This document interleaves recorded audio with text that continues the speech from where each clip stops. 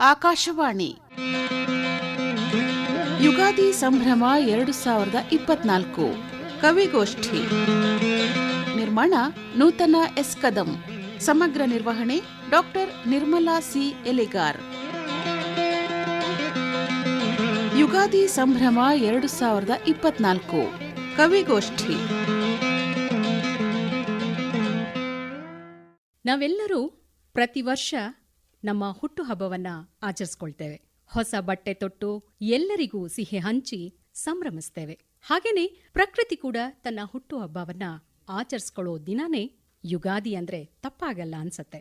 ಪ್ರಕೃತಿ ಕೂಡ ಹಸಿರು ಬಟ್ಟೆಯನ್ನ ತೊಟ್ಟು ಬಣ್ಣ ಬಣ್ಣದ ಹೂಗಳಿಂದ ಕಂಗೊಳಿಸುತ್ತ ಸುಗಂಧವನ್ನ ಬೀರುತ್ತ ತರತರಹದ ಕಾಯಿ ಹಣ್ಣುಗಳನ್ನ ನಮಗೆ ಹಂಚುತ್ತ ಸಂಭ್ರಮಿಸುತ್ತೆ. ಯುಗಾದಿ ಪದವೇ ಹೇಳತ್ತೆ ಯುಗದ ಆದಿ ಅಂದ್ರೆ ಆರಂಭ. ನಮ್ಮೆಲ್ಲರಿಗೂ ಹೊಸ ವರ್ಷದ ಆರಂಭ. ಈ ವರ್ಷದ ಆರಂಭವನ್ನ ಆಚರಿಸಲು ನಾವೆಲ್ಲ ಇಲ್ಲಿ ಸೇರಿದ್ದೇವೆ. ಈ ಪ್ರಕೃತಿಗೂ ಮಹಿಳೆಗೂ ಅವಿನಾಭಾವ ಸಂಬಂಧ. ಮಾರ್ಚ್ ಅಂದ್ರೆ ಅಂತಾರಾಷ್ಟ್ರೀಯ ಮಹಿಳಾ ಮಾಸ. ಹಾಗಾದ್ರೆ ತಡೆಯಾಕೆ, ಇಂದಿನ ಕಾರ್ಯಕ್ರಮವನ್ನ ಆರಂಭಿಸೋಣ. ಇಂದಿನ ಯುಗಾದಿ ಕವಿಗೋಷ್ಠಿ ಕಾರ್ಯಕ್ರಮಕ್ಕೆ ನಮ್ಮ ನಾಡಿನ ಹಿರಿಕಿರಿಯ ಕವಿಗಳು ಹಾಗೂ ರಾಜ್ಯದ ಹೊರಗಿನಿಂದಲೂ ಕವಿಗಳು ಭಾಗವಹಿಸ್ತಾ ಇದ್ದಾರೆ. ಅವರೆಲ್ಲರಿಗೂ ಆಕಾಶವಾಣಿಯ ಪರವಾಗಿ ಶುಭಾಶಯಗಳೊಂದಿಗೆ ಸ್ವಾಗತವನ್ನ ಕೋರ್ತಾ ಇದ್ದೀನಿ. ಇಂದಿನ ಕಾರ್ಯಕ್ರಮಕ್ಕೆ ಮುಖ್ಯ ಅತಿಥಿಗಳಾಗಿ ಆಗಮಿಸಿದ್ದಾರೆ ಹಿರಿಯ ಕವಿಗಳಾದ ಡಾಕ್ಟರ್ ಎಸ್ ಜಿ ಸಿದ್ದರಾಮಯ್ಯ ಅವರು, ಡಾಕ್ಟರ್ ಮೂಡ್ನಾಕೂಡು ಚಿನ್ನಸ್ವಾಮಿ ಅವರು, ನಮ್ಮ ಆಕಾಶವಾಣಿ ಬೆಂಗಳೂರು ನಿಲಯದ ಮುಖ್ಯಸ್ಥರಾದ ಶ್ರೀಮತಿ ನೇಹಾಸ್ವಾಮಿ ಅವರು, ಬೆಂಗಳೂರು ಆಕಾಶವಾಣಿಯ ಕಾರ್ಯಕ್ರಮದ ಮುಖ್ಯಸ್ಥರಾದ ಡಾಕ್ಟರ್ ನಿರ್ಮಲಾ ಸಿ ಎಲಿಗಾರ್ ಅವರು, ಬೆಂಗಳೂರಿನಿಂದ ಕವಿಗಳಾದ ಶ್ರೀಮತಿ ಇಂದುಮತಿ ಸಾಲಿಮಠ್, ಶ್ರೀಮತಿ ವಸುಂಧರಾ ಕದಲೂರು, ಶ್ರೀಮತಿ ಮಂಜುಳಾ ಶಿರೂರು, ತುಮಕೂರಿನಿಂದ ಶ್ರೀಮತಿ ಬಿಸಿ ಶೈಲಾ ನಾಗರಾಜ್, ಬೆಂಗಳೂರಿನಿಂದ ಎಚ್.ಕೆ. ಸುಬ್ಬಯ್ಯ ಅವರು, ಆಕಾಶವಾಣಿ ಬೆಂಗಳೂರಿನ ಕಾರ್ಯಕ್ರಮ ನಿರ್ವಾಹಕರಾದ ಶ್ರೀಮತಿ ನೂತನ ಎಸ್ ಕದಂ ಅವರು, ಆಕಾಶವಾಣಿ ಬೆಂಗಳೂರಿನ ಹಿರಿಯ ಆಡಳಿತಾಧಿಕಾರಿ ಶಿವಕುಮಾರ್ ಅವರು. ಈಗ ದೀಪ ಬೆಳಗಿಸುವ ಮೂಲಕ ಯುಗಾದಿ ಕವಿಗೋಷ್ಠಿ ಕಾರ್ಯಕ್ರಮಕ್ಕೆ ಚಾಲನೆ ನೀಡೋಣ. ಗಣ್ಯರು ಬಂದು ದೀಪ ಬೆಳಗಿಸುವ ಮೂಲಕ ಕಾರ್ಯಕ್ರಮಕ್ಕೆ ಚಾಲನೆ ನೀಡಬೇಕಾಗಿ ವಿನಂತಿ.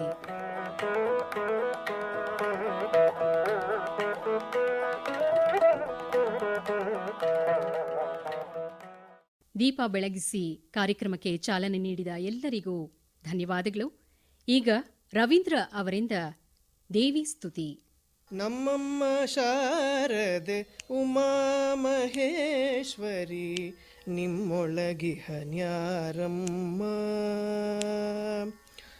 ನಮ್ಮಮ್ಮ ಶಾರದೆ ಉಮಾ ಮಹೇಶ್ವರಿ ನಿಮ್ಮೊಳಗಿಹನ್ಯಾರಮ್ಮ.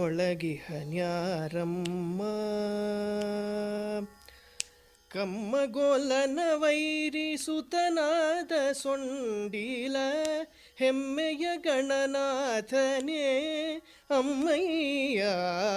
ನಮ್ಮಮ್ಮ ಶಾರದೆ ಉಮಾ ಮಹೇಶ್ವರಿ ನಿಮ್ಮೊಳಗಿಹನ್ಯಾರಮ್ಮ. ಕನಕದಾಸರ ರಚನೆಯನ್ನು ಸುಶ್ರಾವ್ಯವಾಗಿ ಹಾಡಿದ ರವೀಂದ್ರ ಅವರಿಗೆ ಧನ್ಯವಾದಗಳು.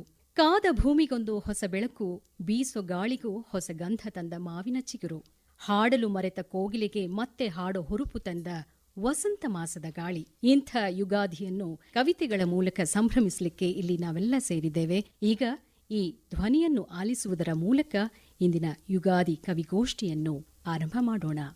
ಎಲ್ಲಿ ಕತ್ತಲೆಯು ಮುಗಿದು ಬೆಳಕು ತಲೆ ಎತ್ತಿ ಮೆರೆಯುತ್ತಿಹುದೋ, ಎಲ್ಲಿ ಮುಗಿಲು ಚಿತ್ತಾರವಾಗಿ ಕಂಗಳನ್ನು ಹರಸುತ್ತಿಹುದೋ, ಎಲ್ಲಿ ಬೆಳಕು ಬರೀ ಬೆಳಕು ನುಡಿಗಳಿಗೆ ದೂರವಾಗುತ್ತಿಹುದೋ, ಅಲ್ಲಿಗೆನ್ನ ಕರೆದೊಯ್ಯ ಬಂದ ತಂಬರರಿಗೆನ್ನ ನಮನ. ಬೆಳಕ ಹಿಂದೆ ನರುಗಂಪು ಬಂತು ಬಾಂದಳದ ಹೂಗಳಿಂದ, ಬಿರಿದ ಹೂವ ಎದೆಯಾಳದಿಂದ ಹೊರಬಿದ್ದ ಕಿಡಿಗಳಿಂದ, ಬಾಂದಳದ ಮರದ ಎಲೆಯ ಹಿಂದೆ ಕಂಗೊಳಿಪ ಮಿಡಿಗಳಿಂದ, ಅಲ್ಲಿಗೆನ್ನ ಕರೆದೊಯ್ಯ ಬಂದ ತಂಬೆಲರಿಗೆನ್ನ ನಮನ. ಮುಚ್ಚೆಂದೆಯಲ್ಲಿ ಧುಮುಕಿತ್ತು ಮೇಲೆ ನಕ್ಷತ್ರ ಮಾಲೆ ಮಾಲೆ, ಎಲೆ ಮರೆಗಳಲ್ಲಿ ಬಡಿದಿತ್ತು ರೆಕ್ಕೆ ಹಕ್ಕಿಗಳ ಸಾಲು ಸಾಲೆ. ಹಸುಗೂತಿನಂತೆ ಕುಣಿಯುತ್ತ ಬಂತು ಮರಿಜಿಂಕೆ ಬಯಲ ಮೇಲೆ, ಅಲ್ಲಿಗೆನ್ನ ಕರೆದೊಯ್ಯ ಬಂದ ತಂಬೆಲರಿಗೆನ್ನ ನಮನ. ಇದು ಆಕಾಶವಾಣಿಯಲ್ಲಿ ಧ್ವನಿಮುದ್ರಿಸಿಕೊಂಡ ಕೆಎಸ್ ನರಸಿಂಹಸ್ವಾಮಿಯವರ ಕವನ ವಾಚನ. ಪ್ರೇಮ ಕವಿಗಳೆಂದೇ ಕರೆಸಿಕೊಳ್ಳುವ ಇವರು ಮೈಸೂರು ಮತ್ತು ಮಲ್ಲಿಗೆಯೊಂದಿಗೆ ನೆನಪಿಗೆ ಬರುವಷ್ಟು ಕನ್ನಡ ಜನಮಾನಸದಲ್ಲಿ ವಿರಾಜಿತರಾಗಿದ್ದಾರೆ. ಕನ್ನಡದಲ್ಲಿ ಕಾಲಕಾಲಕ್ಕೆ ಆದ ಕಾವ್ಯ ಕ್ರಾಂತಿಗಳಲ್ಲಿ ನವೀಕರಿಸಿಕೊಂಡು ಘನವಾದ ಕಾವ್ಯ ರಚಿಸುತ್ತಾ ಹೋದದ್ದು ಕೆಎಸ್ ನರಸಿಂಹಸ್ವಾಮಿಗಳ ಹೆಗ್ಗಳಿಕೆ. ಮಧುರವಾದ ಅನನ್ಯವಾದ ಪ್ರೇಮ ದಾಂಪತ್ಯದ ಕಾವ್ಯದ ನೆಲೆಯಿಂದ ನಮ್ಮಗಳ ಮನಸ್ಸಿನಲ್ಲಿ ಮನೆ ಮಾಡಿದ್ದಾರೆ. ಕೆಎಸ್ ನರಸಿಂಹಸ್ವಾಮಿಯವರ ಈ ಕವಿತೆಯ ಮೂಲಕ ಇವತ್ತಿನ ಯುಗಾದಿ ಕವಿಗೋಷ್ಠಿ ಉದ್ಘಾಟನೆಗೊಂಡಿದೆ. ಈಗ ಕಾರ್ಯಕ್ರಮಕ್ಕೆ ಆಗಮಿಸಿರುವ ಅತಿಥಿಗಳನ್ನ ಸ್ವಾಗತಿಸಲು ಆಕಾಶವಾಣಿ ಬೆಂಗಳೂರಿನ ಕಾರ್ಯಕ್ರಮದ ಮುಖ್ಯಸ್ಥರಾದ ಡಾಕ್ಟರ್ ನಿರ್ಮಲಾ ಸಿ ಯಲಿಗಾರ್ ಅವರನ್ನು ವಿನಂತಿಸುತ್ತೇನೆ.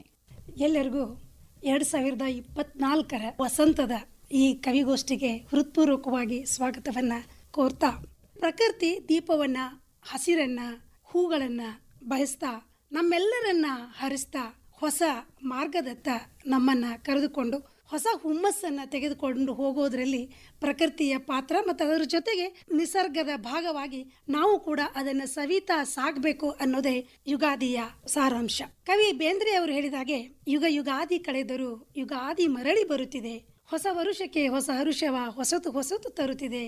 ಮನುಷ್ಯನ ಜೀವಿತ ಅವಧಿಯಲ್ಲಿ ಹೊಸತನ ಅನ್ನೋದು ನಮ್ಮ ಆಂತರಿಕ ಅನ್ವೇಷಣೆ ಆಗುವ ನಿಟ್ಟಿನಲ್ಲಿ ಈ ಸಂದರ್ಭದಲ್ಲಿ ಆಕಾಶವಾಣಿಯು ಈ ವರ್ಷ ಒಂದು ಕವಿಗೋಷ್ಠಿಯನ್ನು ವಿನೂತನವಾಗಿ ಆಚರಿಸಬೇಕು ಅಂತ ಯೋಚನೆಯನ್ನ ಮಾಡಿದಾಗ ಹಿರಿಯ ತಲೆಮಾರಿನ ಕವಿಗಳು, ಮುಂದಿನ ತಲೆಮಾರಿನ ಕವಿಗಳು ಮತ್ತೆ ವಿನೂತನವಾದಂತಹ ಕವಿವರರನ್ನ ಕೂಡಿಸಿ ಒಂದು ಕವಿಗೋಷ್ಠಿಯನ್ನು ಮಾಡುವ ನೆಲೆಯಲ್ಲಿ ನಾನು ಮತ್ತು ನೂತನ್ ಅವರು ಯೋಚನೆ ಮಾಡಿದಾಗ ಇದು ಕೇವಲ ಕರ್ನಾಟಕಕ್ಕೆ ಮಾತ್ರ ಸೀಮಿತ ಆಗಬಾರ್ದು ಅನ್ನೋ ನಿಟ್ಟಿನಲ್ಲಿ ಹೊರನಾಡಿನಿಂದ ಗೋವಾ ಮತ್ತು ಮುಂಬೈ, ದೆಹಲಿ ಇಲ್ಲಿಯ ಕವಿಗಳು ಕೂಡ ತಮ್ಮ ಧ್ವನಿಯನ್ನ, ತಮ್ಮ ಕವಿತೆಯನ್ನ ಇಲ್ಲಿ ಕಳಿಸಿದ್ದಾರೆ.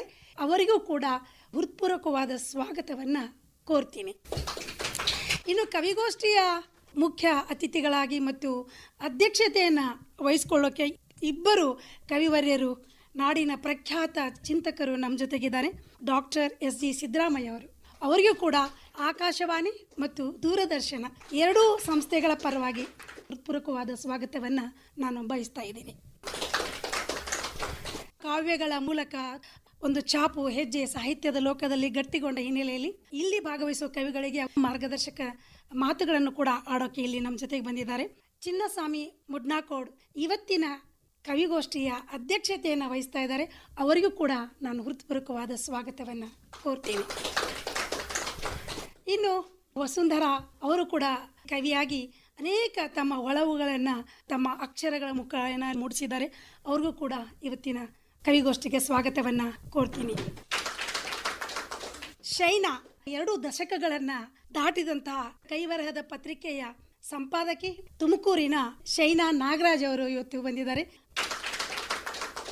ಸುಬ್ಬು ಹಲಿಯಾರ್, ಈ ವರ್ಷ ಅವರಿಗೆ ರಾಜ್ಯೋತ್ಸವ ಪ್ರಶಸ್ತಿಯೂ ಕೂಡ ಸಿಕ್ಕಿದೆ.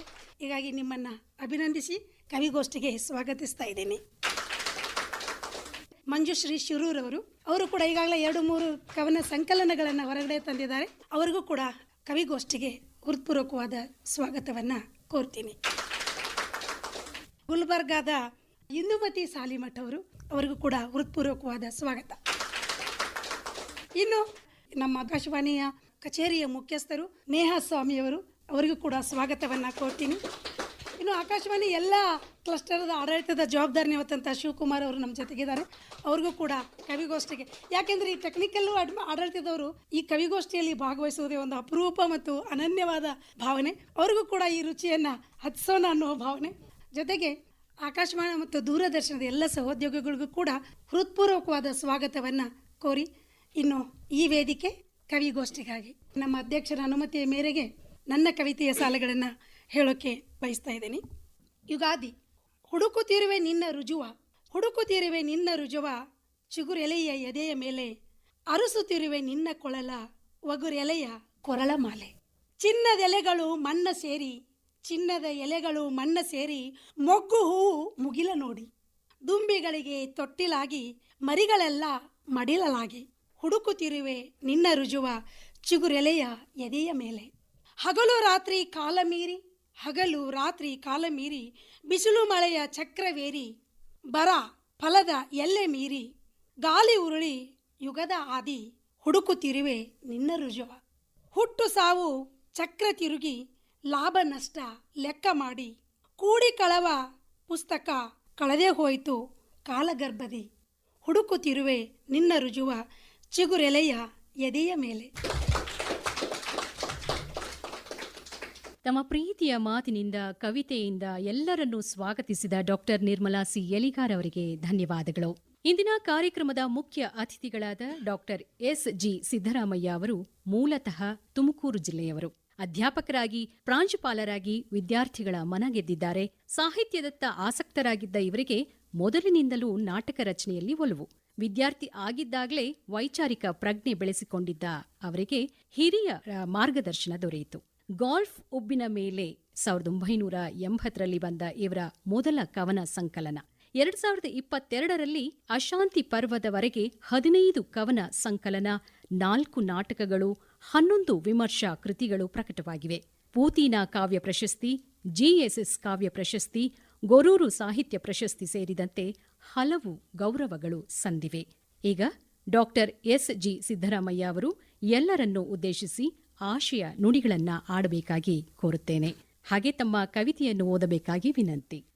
ಎಲ್ಲರಿಗೂ ನಮಸ್ಕಾರ ಹಾಗೂ ನಾಡಿನ ಜನತೆಗೆ ಹೊಸ ವರ್ಷದ ಯುಗಾದಿಯ ಶುಭಾಶಯಗಳನ್ನು ಹೇಳ್ತಾ ಈ ಕವಿಗೋಷ್ಠಿಯನ್ನು ತುಂಬ ಸಂತೋಷದಿಂದ ಉದ್ಘಾಟಿಸಿದಂತೆ ಕೆಲವು ಮಾತುಗಳನ್ನು ಆಡೋದಕ್ಕೆ ಇಷ್ಟಪಡ್ತೇನೆ. ಯುಗಾದಿ ನಮ್ಮ ನವೋದಯ ಕಾಲದ ಕವಿ ಡಾಕ್ಟರ್ ದ ರಾ ಬೇಂದ್ರೆಯವರು ಯುಗ ಯುಗಾದಿ ಕಳೆದರೂ ಯುಗಾದಿ ಮರಳಿ ಬರುತ್ತಿದೆ, ಹೊಸ ವರುಷಕ್ಕೆ ಹೊಸ ಹರುಷವ ಹೊಸತು ತರುತ್ತಿದೆ ಎನ್ನುವ ಮಾತುಗಳು ಯಾವ ಹೊತ್ತಿಗೂ ಕೂಡ ಯುಗಾದಿ ಹಬ್ಬ ಬಂದ ತಕ್ಷಣದಲ್ಲಿ ನಮ್ಮೆಲ್ಲರಿಗೂ ನೆನಪಾಗುವಂಥ ಮಾತುಗಳವು.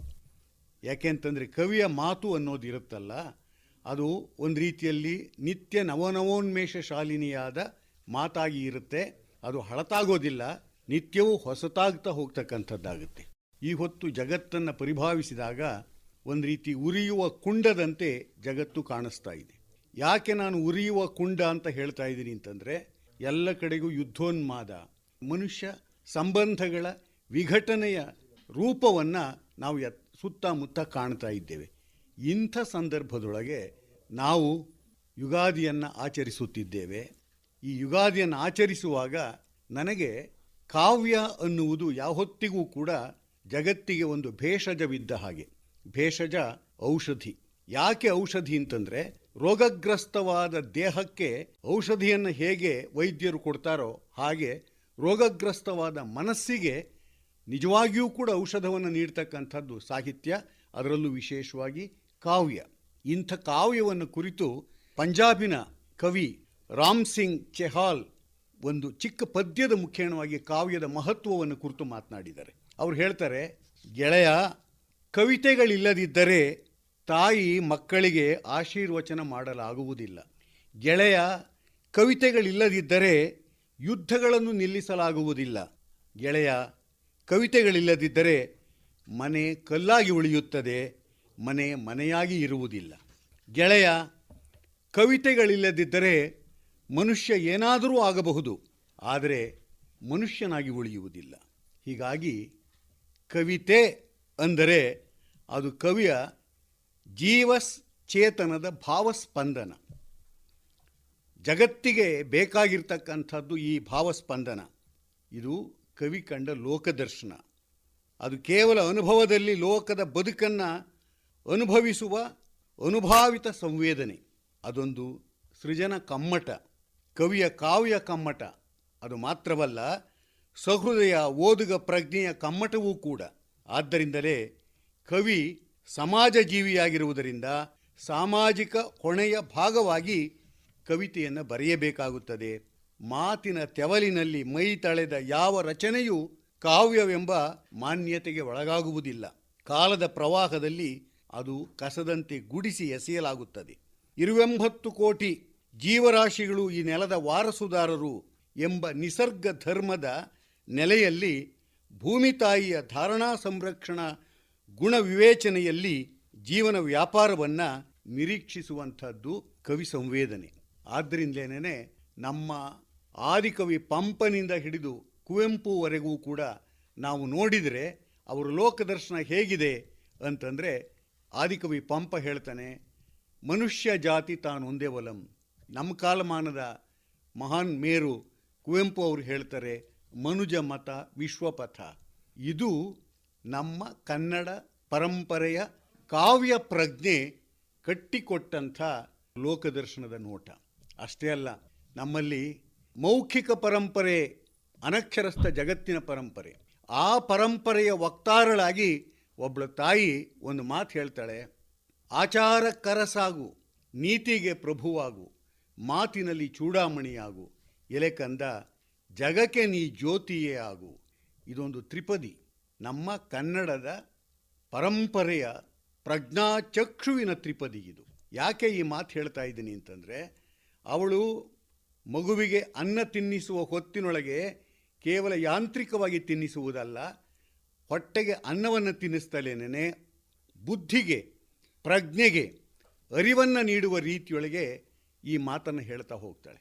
ಆಚಾರ, ನೀತಿ, ಮಾತು ಒಂದಕ್ಕೊಂದಕ್ಕೆ ಸಂಬಂಧ ಪಡ್ಕೊಂಡಿರ್ತಕ್ಕಂಥದ್ದು.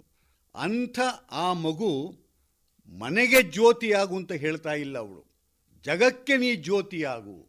ಯಾವತ್ತೂ ಕೇವಲ ಪರಿಮಿತಿಯ ಒಳಗೆ ಲೋಕವನ್ನು ಕಂಡವರಲ್ಲ ನಮ್ಮವರು, ವಿಶ್ವವ್ಯಾಪ್ತಿಯ ನೆಲೆಯೊಳಗೆ ಪರಿಭಾವಿಸಿದವರು ಜನಪದರು.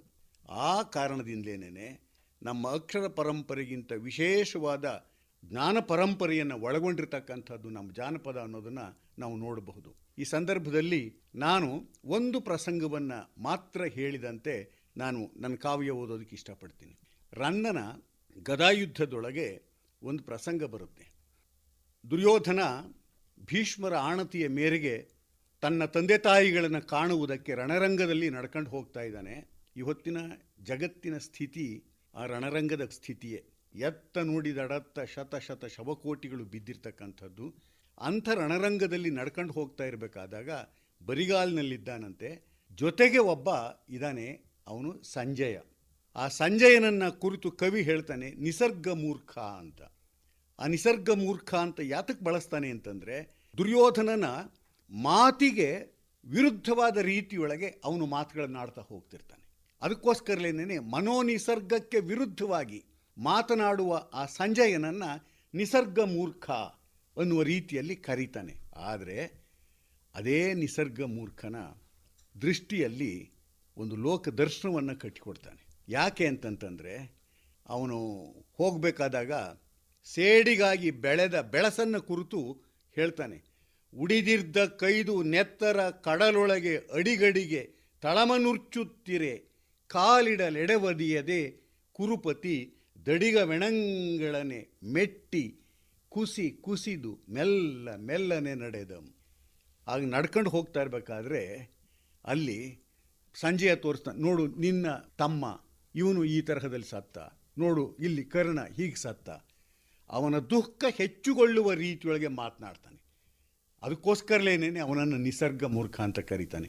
ಆದರೆ ಕಾವ್ಯದ ವಾಚ್ಯ ಅರ್ಥ ನಿಸರ್ಗ ಮೂರ್ಖನಂತೆ ಇದ್ದರೂ ಕೂಡ ಕಾವ್ಯದ ಧ್ವನಿ ಏನಿದೆ ಅಂದರೆ, ಆ ದುರ್ಯೋಧನನಿಗೆ ಅವನು ಗೈದ ಪಾಪಕೃತ್ಯದ ಫಲವನ್ನು ಮತ್ತೆ ಮತ್ತೆ ಅವನಿಗೆ ಚುಚ್ಚಿ ಚುಚ್ಚಿ ತೋರಿಸುವ ರೀತಿಯೊಳಗೆ, ನಿನ್ನಿಂದಾಗಿ ಕುರುಧರೆ ಹೇಗಾಗಿದೆ ನೋಡು, ಸ್ಮಶಾನ ಆಗಿದೆ ಅಂತನ್ನುವುದನ್ನು ಹೇಳ್ತಾ ಇದ್ದಾನೆ. ಅದು ಕವಿ ಕಣ್ಣಿನ ಮಾತು ಅಂತ ನನಗನ್ನಿಸ್ತಾ ಇರ್ತಕ್ಕಂಥದ್ದು. ಇಂಥದ್ದನ್ನು ನಿಸರ್ಗ ಮೂರ್ಖ ಅನ್ನುವ ವಾಚ್ಯದ ನೆಲೆಯೊಳಗೆ ನಿಂತಂತೆ ಸಂಜಯನಿಗೆ ಇದನ್ನು ಕೊಡ್ತೇವೆ. ಆದರೆ ಕವಿ ಅವನು ಒಬ್ಬ ಅರಸನ ಅಧೀನದಲ್ಲಿದ್ದವನು, ಲೋಕದರ್ಶನವನ್ನು ಕಟ್ಟಿಕೊಡ್ಬೇಕಾದಾಗ ಎಂಥ ಪಾತ್ರವನ್ನು ಬಳಸಿಕೊಂಡು ತನ್ನ ಲೋಕದರ್ಶನವನ್ನು ಕಾಣಿಸ್ತಾ ಇದ್ದಾನೆ ಅಂತನ್ನೋದಕ್ಕೆ ಸಂಜಯನ ಮಾತುಗಳು ಲೋಕದ ಶಾಂತಿಯನ್ನು ಹಾರೈಸಿದ ಮಾತುಗಳು. ಸಂಜಯ ದೃಷ್ಟಿ ಅಂತ ಅದಕ್ಕೇನೆ ಹೇಳ್ತಕ್ಕಂಥದ್ದು. ಇಂಥ ಕಾವ್ಯ ನಮ್ಮ ಜಗತ್ತನ್ನು ಬೆಳಗುವ ಕಾವ್ಯ. ಯುಗಾದಿ ಹೇಗೆ ನವನವೋನ್ಮೇಷ ಶಾಲಿನಿಯಾಗುತ್ತಾ ಭೂಮಿಯನ್ನು ಹೊಸತು ಮಾಡುತ್ತಾ ಹೋಗುತ್ತದೆಯೋ ಹಾಗೆಯೇ ನಮ್ಮ ಮನಸ್ಸುಗಳು ಕೂಡ ಹೊಸತು ಆಗಬೇಕು. ಜಗತ್ತನ್ನು ನಕ್ಕು ನಲಿಸಬೇಕು. ಹಿಂಸೆಯ ಮನಸ್ಸುಗಳು ಹೋಗಬೇಕು. ಪ್ರೀತಿಯ ವಾತಾವರಣ ಬೆಳೆಯಬೇಕು. ನಿಸರ್ಗ ಧರ್ಮ ನಿಷ್ಠವಾಗುವ ರೀತಿಯೊಳಗೆ ಲೋಕವನ್ನು ನಾವು ಪ್ರೀತಿಸಬೇಕು. ಲೋಕವನ್ನು ಧಾರಣ ಮಾಡಿಕೊಳ್ಬೇಕು. ಇದು ಕವಿದರ್ಶನ. ಇಷ್ಟು ಮಾತುಗಳನ್ನು ಹೇಳ್ತಾ ನನ್ನ 2 ಕವನಗಳನ್ನು ಓದ್ತೇನೆ.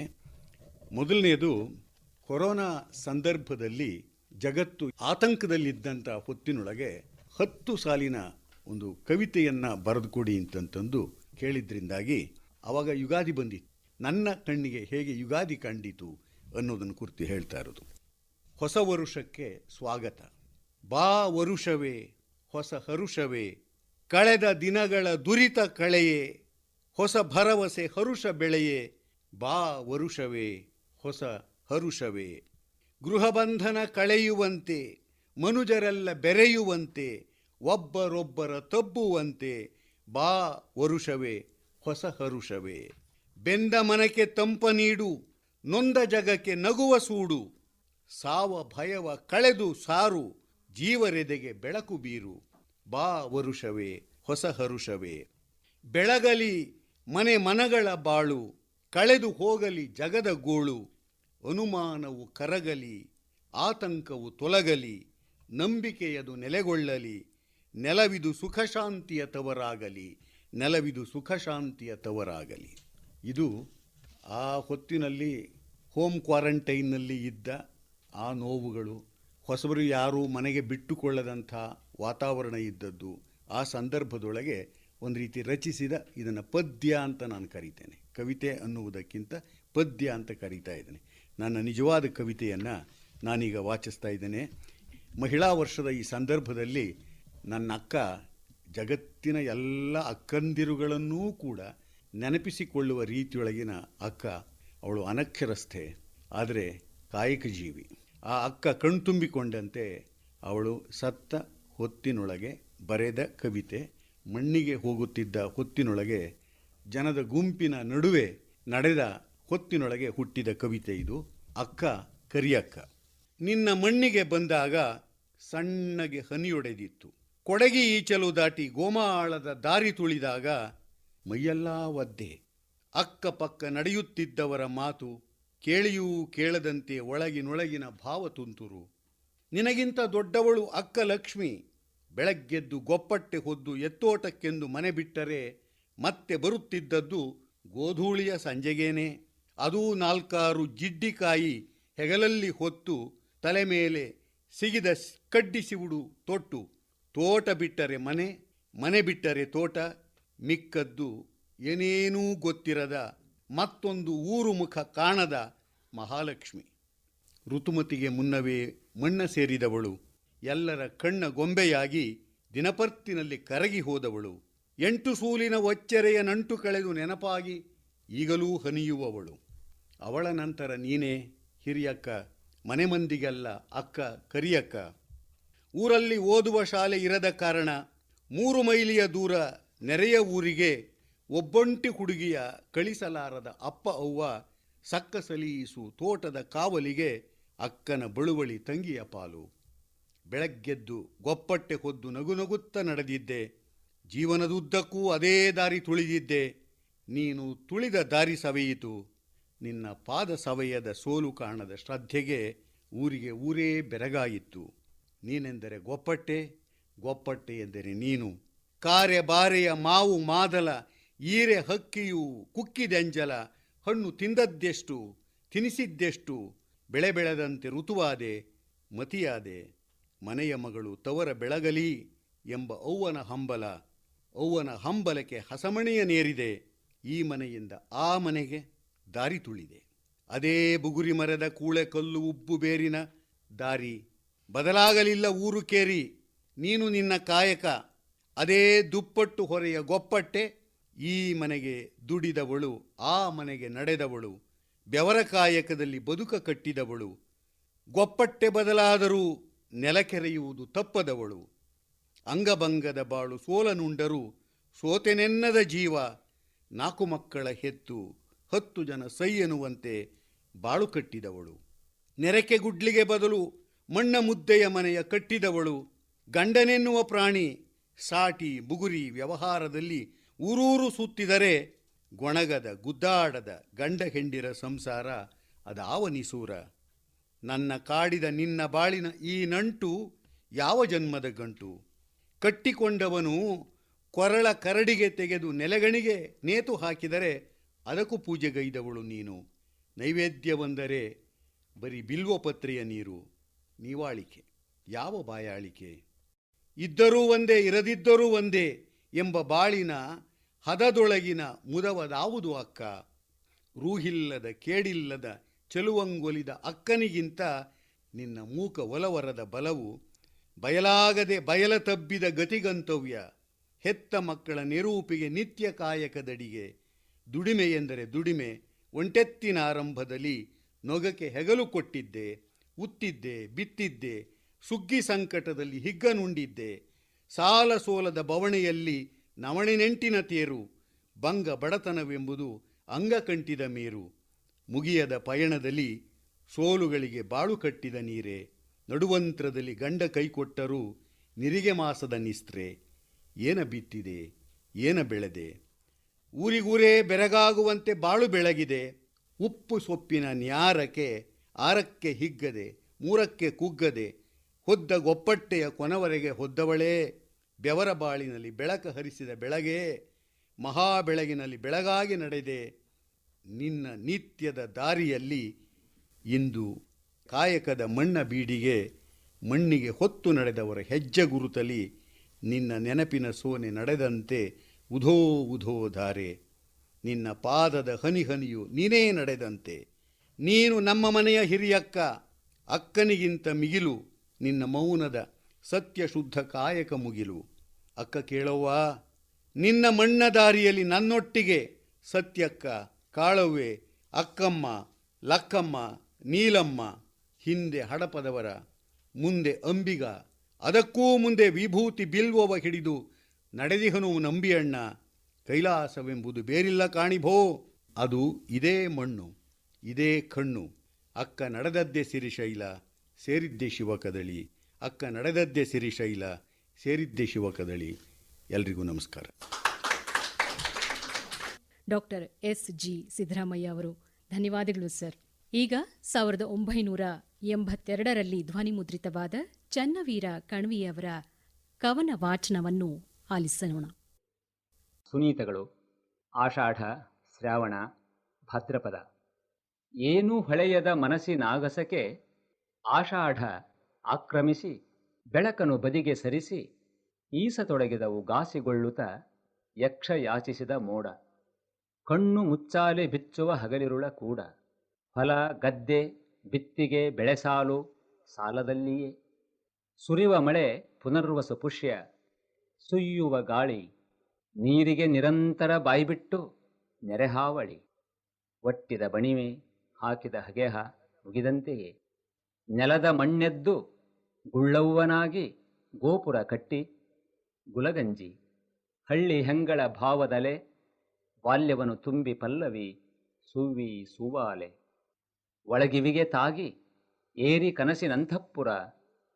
ಆಷಾಢ ಓ ನೀ ಆಡಿಸಾಡಬೇಡ, ಬೀಸಿ ಬೀಸಿ ಬಡಿ ಬರೇ ತಿದ್ದಿ ತೀಡಬೇಡ. ನೆತ್ತಿಯ ಮೇಲೆ ಸಮುದ್ರ ತೇಲಿದ ಹಾಗೆ ಮುಗಿಲು. ಸುರಿವ ಜಡಿಮಳೆ ತುಂಬಿ ಹೊರಚೆಲ್ಲಿದುದ್ವೇಗ. ಮನೆ ಮನೆಯೂ ನಡುಗಡ್ಡೆ ಮನದಿಗಂತಕ್ಕೆ ದಿಗಿಲು. ನೆಲದ ಕೊರತೆಯನ್ನೆಲ್ಲ ತುಂಬಿಕೊಟ್ಟಿದೆ ಹಸುರು. ನಂಬಿಕೆಯ ಹಿಡಿದು ಅಲುಗಿಸಿ ಗಟ್ಟಿಗೊಳಿಸಿರುವ ಬೆಟ್ಟದ ಮುಡಿಯ ಚಿಕ್ಕೆ ರೆಕ್ಕೆ ಬೀಸುವ ಚದುರು.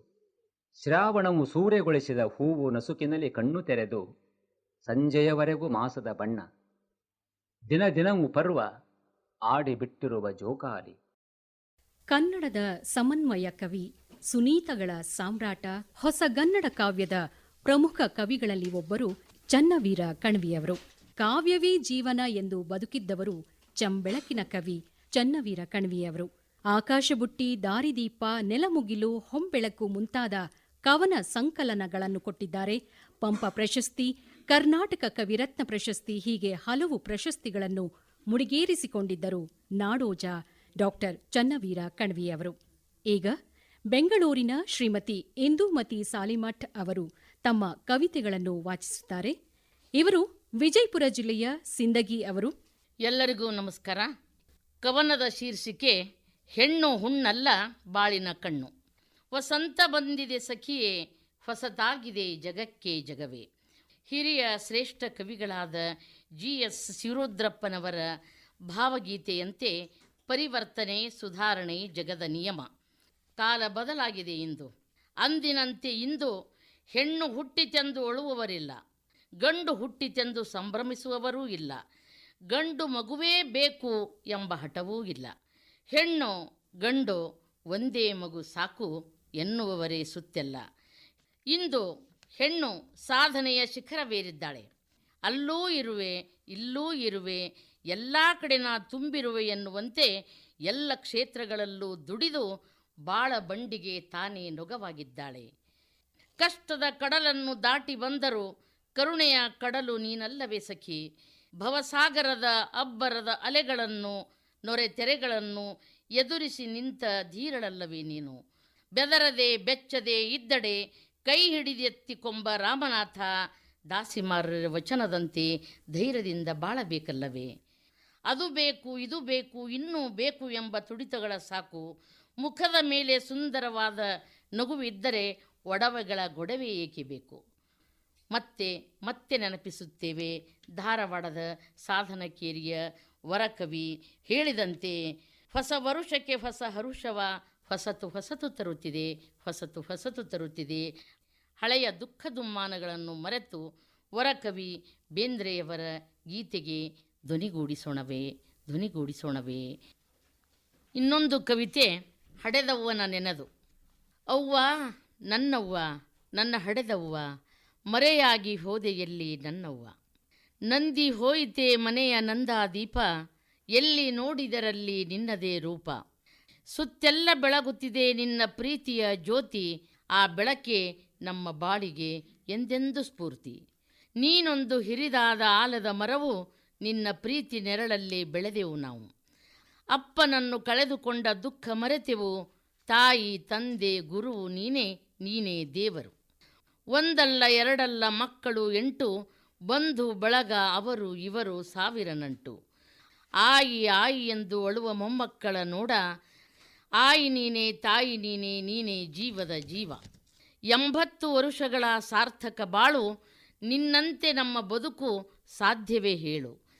ಆಸರಿಕೆ ಬೇಸರಿಕೆ ಇಲ್ಲದಂಥ ಸೊಗಸು, ದ್ವೇಷವಿಲ್ಲ ಕಪಟವಿಲ್ಲ ನಿಶ್ಚಿಂತ ಮನಸ್ಸು. ಎಲ್ಲರಿಗೂ ನಮಸ್ಕಾರ, ಎಲ್ಲರಿಗೂ ಧನ್ಯವಾದಗಳು. ಶ್ರೀಮತಿ ಇಂದೂಮತಿ ಸಾಲಿಮಠ್ ಅವರಿಗೆ ಧನ್ಯವಾದಗಳು. ಈಗ ಮಹಾರಾಷ್ಟ್ರದ ಪುಣೆಯಿಂದ ಶ್ರೀಮತಿ ಅನ್ನಪೂರ್ಣ ಸಕ್ರೋಜಿಯವರು ತಮ್ಮ ಕವಿತೆಗಳನ್ನು ವಾಚಿಸುತ್ತಾರೆ. ಕೇಳೋಣ.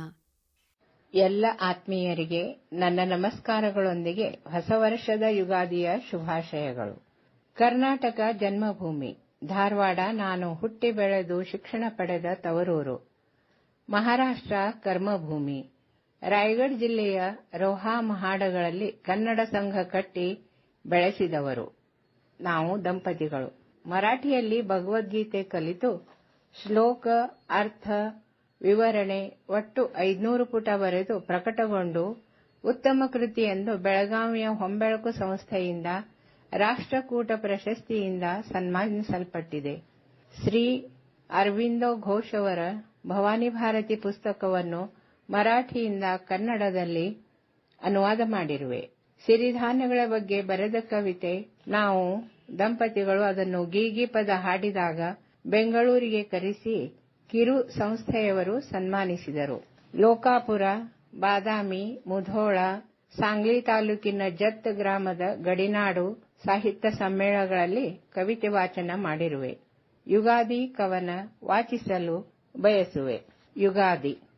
ಚೈತ್ರ ಮಾಸದ ಆದಿ ಯುಗಾದಿ, ಕಾಲಚಕ್ರ ಉರುಳುತ್ತಿದೆ ಅನಾದಿ, ಮೊಳಗುತ್ತಲಿದೆ ಎಲ್ಲೆಡೆ ಸನಾದಿ, ಸಂಭ್ರಮ ಸಂತಸದ ಯುಗಾದಿ, ಸಂಭ್ರಮ ಸಂತಸದ ಯುಗಾದಿ. ಹಚ್ಚ ಹಸಿರು ಸೀರೆಯುಟ್ಟು, ಮಲ್ಲಿಗೆ ಸಂಪಿಗೆಗಳ ನತ್ತನಿಟ್ಟು, ಹಸಿರು ಚಿಕ್ಕೆ ಬಳೆಗಳ ತೊಟ್ಟು ಭೂರಮೆ ನಸು ನಾಚುತಿಹಳು ವಸಂತನಾಗಮನಕ್ಕೆ ಕಾಯ್ದು.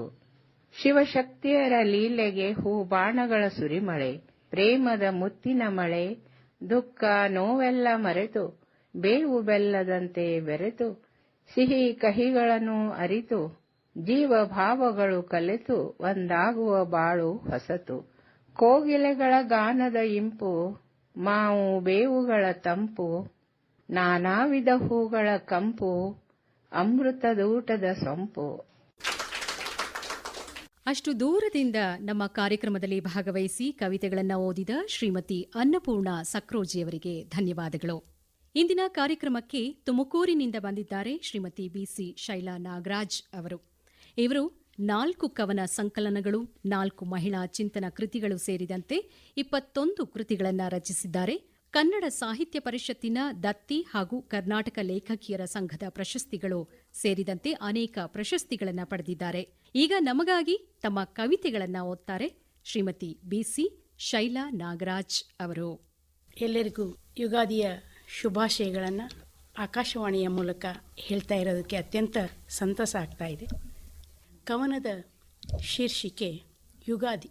ಚೈತ್ರನ ಸಂಭ್ರಮಕ್ಕೆ ಕಡು ಹಸಿರು ಹುಟ್ಟ ಇಳೆ, ನೋಡುತ್ತಲೇ ಹೂಬಿರಿದು ನಗುತ್ತಿರುವ ಮರಗಿಡ, ಚೆಲುವೆ ಪ್ರಕೃತಿಯ ಒಡಲ ತುಂಬ ಬಣ್ಣ ಬಣ್ಣದ ನಕ್ಷತ್ರಗಳು, ತುಂಬು ಯೌವನಕ್ಕೆ ದುಂಬಿಗಳ ಝೇಂಕಾರ, ರವಿ ಕಿರಣಗಳ ನೇವರಿಕೆಗೆ ಕೋಗಿಲೆಗಳ ಇಂಪು ತಂಪು, ಕಂಪೆರೆಯುತ್ತಿರುವ ವಿವಿಧ ಪುಷ್ಪಗಳ ಘಮಲು, ರೆಕ್ಕೆ ಮೂಡಿಸಿವೆ ಮುಗಿಲೆಲ್ಲ ಹಕ್ಕಿಗಳ ಸಾಲು ಸಾಲು, ನೀಲಮೇಘನ ನರ್ತನದಲ್ಲಿ ಪಚ್ಚೆಯುಡುಗೆಯ ತೊಟ್ಟ ಭೂರಮೆಯ ಒಲುಮೆ ನಲುಮೆ, ಮಾವು ಹಲಸು ಕುಂದಲಗಳ ಸಿಹಿ ಅಂಬರದಲ್ಲಿ ಸವಿಯ ಒಡಲು, ಮರುಗ ಮಲ್ಲಿಗೆ ಜಲಾರದ ಸಾಂಗತ್ಯದಲ್ಲಿ ಬಯಲ ಸಿರಿವೈಭವ, ಬಯಲೇ ಬಯಲಾಗುವ ವಸಂತನ ಸಂಭ್ರಮ, ನೋವು ನಲಿವಿನ ಲೋಕಕ್ಕೆ ಬೇವು ಬೆಲ್ಲದ ನಡಿಗೆ, ಹೊಸ ಬೆಳಕೆನ್ನುವ ಜಗದ ದೀಪದಡಿ ಹಳೆಯ ಕತ್ತಲ ದಾರಿ, ಹಳೆಯ ಕತ್ತಲ ದಾರಿ.